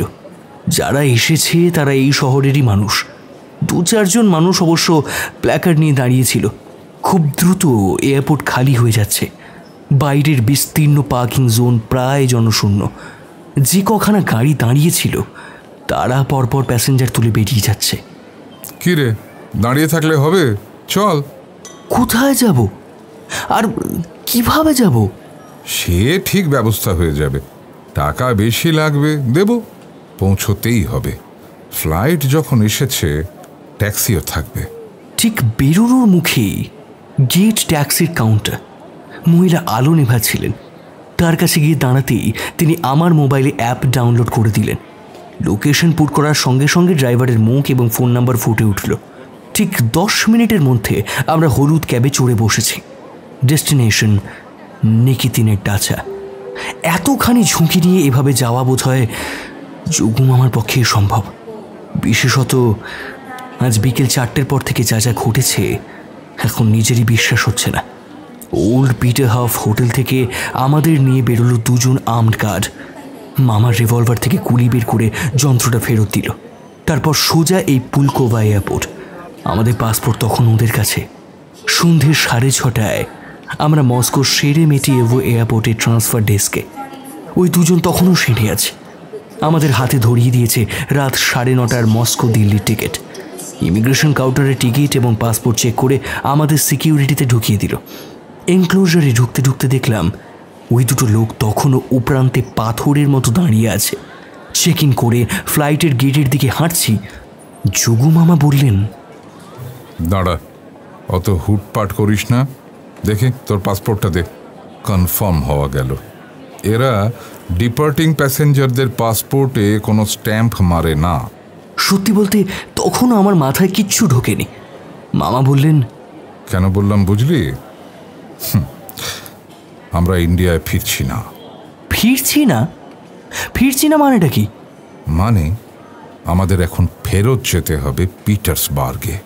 ফেরত যাব? কিন্তু কিভাবে? Very simple. টিকিটটা পকেটে রাখ, লিফটে নিচে নেমে অ্যারাইভাল লাউঞ্জ দিয়ে বাইরে বেরিয়ে যাব। কি বলছো মামা? এই বিদেশে? আর যদি ধরা পড়ি? ধরা পড়ার কি আছে? আমাদের ভ্যালিড ভিসা আছে। যদি ধরেও বলবো হঠাৎ অ্যাক্সিডেন্টের খবর এসেছে তাই যেতে হচ্ছে। চল চল, স্মার্টলি বেরোবি। কিন্তু মামা, টাকা পয়সা, ডলারগুলো যে মস্কো হোটেলের লাগেজে। গুলি মার। এখন বাইরে বেরিয়ে এটিএম কার্ড ঢুকিয়ে রুবেল তুলে নেব। কার্ড দিয়েই পিটার্সবার্গের টিকিট কাটবো। আমার সব ভাবা হয়ে গেছে। অ্যারাইভাল গেট দিয়ে অন্য প্যাসেঞ্জারদের সঙ্গে স্রোতে মিশে বেরোচ্ছি। গেটের দুদিকে সিকিউরিটি। বুকের মধ্যে টুপ টুপ শব্দ হচ্ছিল। উফ, কি টেনশন। যাক, বেরিয়ে এসেছি। যোগুম আমার দৃষ্টি চারদিকে ঘুরছে। না, কেউ কোথাও নেই। আজম খানের গার্ডরা ফিরে গেছে। সন্ধে 7:45। 9টা ফ্লাইট ফুল। লাস্ট ফ্লাইটের টিকিট কাটা, টাকা তোলা হয়ে গেছে। প্রবল খিদে পেয়েছিল। বাইরের ফুড জয়েন্টে কফি আর বার্গার খেয়ে শরীরে আরাম হলো। দুজনে ধীরে সুস্থে ডোমেস্টিক ডিপার্চার লাউঞ্জের দিকে হাঁটা দিলাম। ইন্টারন্যাশনাল ফ্লাইটে কি হচ্ছে কে জানে। টিকিটে আমাদের ফোন নম্বর নেই, সুতরাং ট্রেস করতে নিশ্চয়ই পারবে না। রাত 12:50। জনশূন্য highway, western high speed diameter, হলুদ। আমাদের ক্যাব ছুটছে ঝড়ের গতিতে। আলোর ওপারে নিকষ অন্ধকার। জুম মামা চুপ করে কিছু ভাবছেন। হঠাৎ কি মনে হতে মোবাইলটা নিয়ে স্ক্রোল করলেন। তারপর কল করে দিলেন। দীপালির নাম্বার। মামা স্পিকার অন করে দিলেন। ফোন বাজছে। হ্যালো হ্যালো, যোগুদা, কোথায় কোথায় তোমরা? আমাদের বাড়ি আসবে বললে, এলে না? কি হচ্ছে তোমাদের? না দীপালি, আসতে পারলাম না। তুমি কি এখন বাড়িতে? হ্যাঁ যোগুদা, সবাই এখানে। আসতে পারলে না কেন? কি হয়েছে যোগুদা? ফিওডর, বাসুবাবু সবাই কি ওখানেই আছেন? হ্যাঁ হ্যাঁ যোগুদা, সবাই এখানে। তোমাদের অনেকবার ফোনে ট্রাই করেছি, ফোন যাচ্ছিল না। সেই যে বিকেলে অর্ণব একটা হোটেলের ছবি আমায় হোয়াটসঅ্যাপ করলো, তারপর থেকে তোমাদের দুজনের ফোনই সুইচ অফ। খুব দুশ্চিন্তা হচ্ছিল। হওয়ারই কথা। শোনো দীপালি, আমরা মস্কো এয়ারপোর্টে চেক ইন করেছি। ইন্ডিয়া ফিরে যাচ্ছি। ইন্ডিয়া ফিরে যাচ্ছ? সে কি, কেন যোগুদা? কি হয়েছে? সে অনেক কারণ দীপালি। একটা কথা আমায় বলো, সব প্রোটেকশন নিয়েছো তো? আজ ওরা আসবে বলেছিল না? বলেছিল তো, হয়তো এসেও ছিল। সিকিউরিটি অ্যারেঞ্জমেন্ট দেখে ফিরে চলে গেছে হয়তো। কাল তোমার কথা মতো ফেডারেল পুলিশকে লিখিত রিপোর্ট আমি ইমেল করেছিলাম। সিটি পুলিশ ডিভিশন থেকে ফোর্স পাঠিয়েছে। ওদের হেড একজন সার্জেন, গুড অফিসার। কিন্তু কিন্তু তোমরা আমাদের ফেলে। মামার গলার স্বর খাদে নামিয়ে নিয়েছেন। ফিস ফিস করে বললেন, দীপালি, তুমি একটা কাজ করবে প্লিজ। ফোনটা নিয়ে একটু দূরে চলে যাবে, যেখানে আর কেউ নেই, প্লিজ। Sure sure. হ্যাঁ, এইবার বলো যোগুদা। আই কান্ট বিলিভ যে।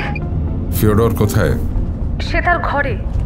সন্ধ্যের দিকে বাসু আর ও একই সঙ্গে এলো, কিন্তু ওর চোখ মুখের চেহারা দেখে বুঝলাম শরীর ঠিক নেই। খুব টায়ার্ড লাগলো। একটা কথাও বলেনি আমার সাথে।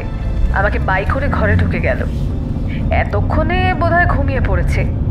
ওদের কি দরকার যোগুদা? ডেকে দেব? না না, ঠিক আছে। আর বাসু, সেও কি ঘুমিয়ে পড়েছে? না যোগুদা, সে আমার সঙ্গে ড্রয়িং রুমে ছিল, টিভি দেখছিল। বেশ, ডোন্ট রিয়্যাক্ট। যা বলছি চুপচাপ শুনে যাও। ফিরে গিয়ে ড্রয়িং রুমের আলো নিভিয়ে দাও। বাসুকে বলো ঘুমোতে যেতে। একটু পরে চুপি চুপি গিয়ে প্রথমে ফিওডরের ঘরে, তারও আরেকটু পরে গিয়ে বাসুর ঘরের বাইরে থেকে হ্যাচ টেনে দাও। কোনো কথা নয় দীপালি, যা বলছি তাই করো। It's a great conspiracy. Within 45 minutes আমরা তোমাদের ওখানে পৌঁছে যাচ্ছি, আর তোমার ওখানে পোস্টেড সার্জেন্টের নাম আর নাম্বার এখনই টেক্সট করো। ওকে বলে রাখো আমি তোমার দাদা, ফোন করলে যেন রেসপন্ড করে। ওকে ওকে। দীপালির কণ্ঠস্বর খুব উদ্বিগ্ন শোনালো। বেচারি কিছুই জানে না। আমি বললাম, মামা ফিওডরকে একবার ফোন করবে? ইয়েস, খুব ভালো মনে করিয়েছিস। বিকেলে আমায় ফোন করে বলেছিল গাড়িতে আমাদের ফলো করছে, কিন্তু তারপরে আর। আগের কলটাই ফিউচারের। মামা টিপে দিলেন, ফোনটা বাজছে এবং বেজেই যাচ্ছে। বেজে বেজে কেটে গেল। কি ব্যাপার? তার আবার কি হলো? দীপালি মেসেজ ঢুকলো, মিখাইল গ্রেগরিয়েভ, আর ফোন নাম্বার। সঙ্গে সঙ্গে যোগু মামা ফোন করলেন। এবারেও স্পিকার অন। যোগু মামা বললেন, hello Mikhail, this is Mukherjee from India, দীপালির কাজিন। বুঝতে পারলে? ইয়েস স্যার, উনি এই মাত্র বললেন। তোমার সিকিউরিটি অ্যারেঞ্জমেন্ট কাইন্ডলি বলবে। অন্য কিছু নয়, ওদের বাংলোর ঘরের সামনে গার্ড পোস্টিং আছে কি? না স্যার, আমরা মেন গেট আর বাউন্ডারি ওয়ালের সামনে গ্যাপ দিয়ে পোস্টিং করিয়েছি, কারণ বাইরে থেকে এসে মিসক্রিয়েন্টরা হামলা করতেই পারে, আর ওরা তেমনই অ্যাপ্রিহেন্ড করেছিল। Right, but situation has been changed. দীপালিকে বলো ওদের কিউরিও রুমটা তোমায় দেখাতে, সেখানেও দুজনকে পোস্টিং করা দরকার। আরেকটা কথা, লাস্ট 2 আওয়ার্সের মধ্যে কেউ ডাচায় ঢুকেছে বা বেরিয়েছে? না স্যার। ওকে ওকে, আমরা কাছে এসে কল করছি। ফোনটা চলতে চলতেই দেখলাম ফিওডর নিকেতনের কল আসছে। মামা ধরে নিলেন। হ্যালো ফিওডর, কোথায় তুমি? আমি আমি আমি আমার ফ্রেন্ডের ভেটের ডাচার বাংলোয়। ওরা আমাদের ডাচার বাইরে ঘিরে। আপনি কোথায়? মেন রোড দিয়ে 10 মিনিটে ঢুকছি। ইয়েলো ক্যাব, ওটা কি তোমাদের আগে পড়বে? তোমাকে কি পিক আপ করে নেব? শিওর স্যার, কিন্তু ঢুকবেন কি করে স্যার? ওরা গার্ডেন করে আছে। Will take care. তুমি রেডি থাকো, দরজার দিকে লক্ষ্য রাখো, স্লো করলেই উঠে পড়বে। ড্যাশবোর্ডে বড় ট্যাবে জিপিএস দেখাচ্ছে আর মাত্র 12 মিনিট। নেক্সট 3 মিনিট পরেই বাম দিকে টান। মামার মোবাইল বেজে উঠল। হ্যাঁ দীপালি। যোগুদা, ফিওডর বেডরুমে নেই, মিসিং। মিসিং? ইয়েস যোগুদা, হ্যাচ টানতে গিয়ে উকি মেরে দেখছিলাম, বিছানা ফাঁকা। সঙ্গে সঙ্গে আলো জ্বালিয়ে ঘর, অ্যান্টি রুম, ওয়াশরুম সমস্ত তন্ন তন্ন করে খুঁজেছি, সে কোথাও নেই। হ্যাঁ, এখন কি করবো যোগুদা? এত বড় ডাচা বাগান, এত ঘর, কোথায় খুঁজবো? হ্যাঁ, একবার কি ফোন করবো? আর তোমার বাসু সখা, সে কোথায়? বাসু? সে কিন্তু ঘরে আছে বলেই মনে হলো। মনে হওয়ার কোনো ব্যাপার নেই দীপালি, সঙ্গে আর্মড সিকিউরিটি নিয়ে তার ঘরেও ঢোকো, ভালো কথা।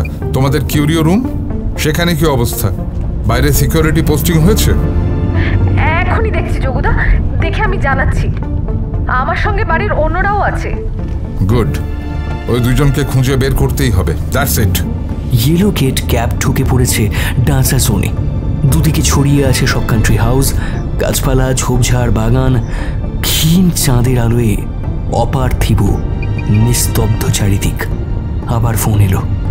যোগুদা, ইউ আর রাইট, বাসু ঘরে নেই, আর কিউরিও রুমের লকও ভাঙা, ভিতর থেকে বন্ধ। কি করবো যোগুদা? ভেঙে ঢুকতে হবে, নো অপশন। খুব সাবধান, আর্মড ফোর্স আগে থাকবে। জিপিএস দেখাচ্ছে লোকেশন আর 1 মিনিট। ডান দিকে মোড়, বাইরে গাছতলায় একটা ছায়ামূর্তি, কাঁধে কার্বাইন মনে হচ্ছে। পথের দুপাশে 3-4টে বড় গাড়ি অন্ধকার মেখে দাঁড়িয়ে আছে। মামা গাড়ি স্লো করে দিয়েছেন। কান্ট্রি হাউসের ভেতর থেকে ছুটে আসছে 2জন মানুষ আমাদের গাড়ির দিকে। ঠিক তখনই ভয়ানক কাণ্ড ঘটে গেল। খটাখট খটাখট, নিথর রাত্রির নৈশব্দ খান খান হয়ে গেছে। গুলি বৃষ্টি শুরু হয়ে গেছে। গাছতলার প্রহরীটা ওদের লোক, কার্বাইন চালিয়ে দিয়েছে।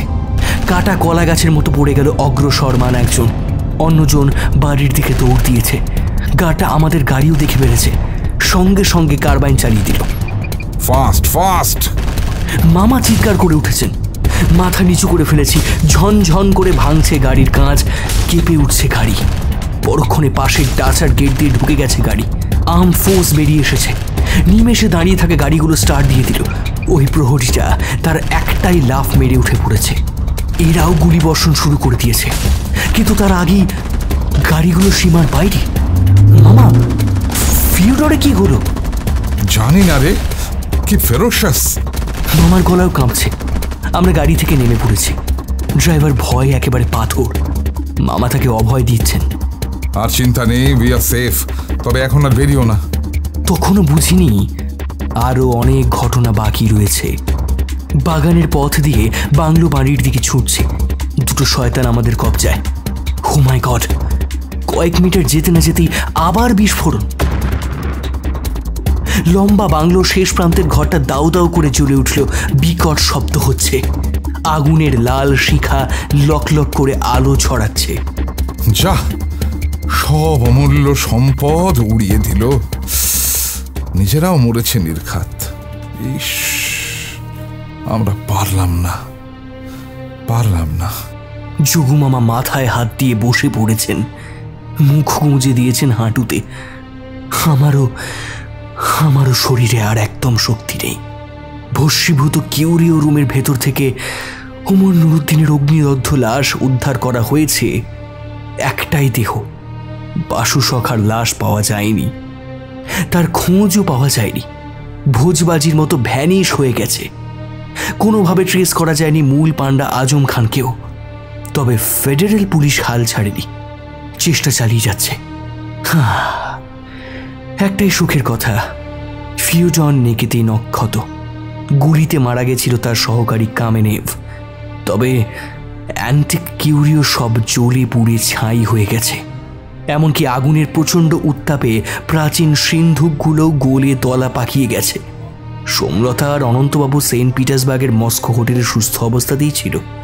মন খারাপ হওয়া সত্ত্বেও সোমলতার জেদে জেদিতে আপাতত আরও কয়েকটা দিন সেন্ট পিটার্সবার্গ এবং মস্কোতে কাটিয়ে আমরা সবাই দেশে ফিরছি।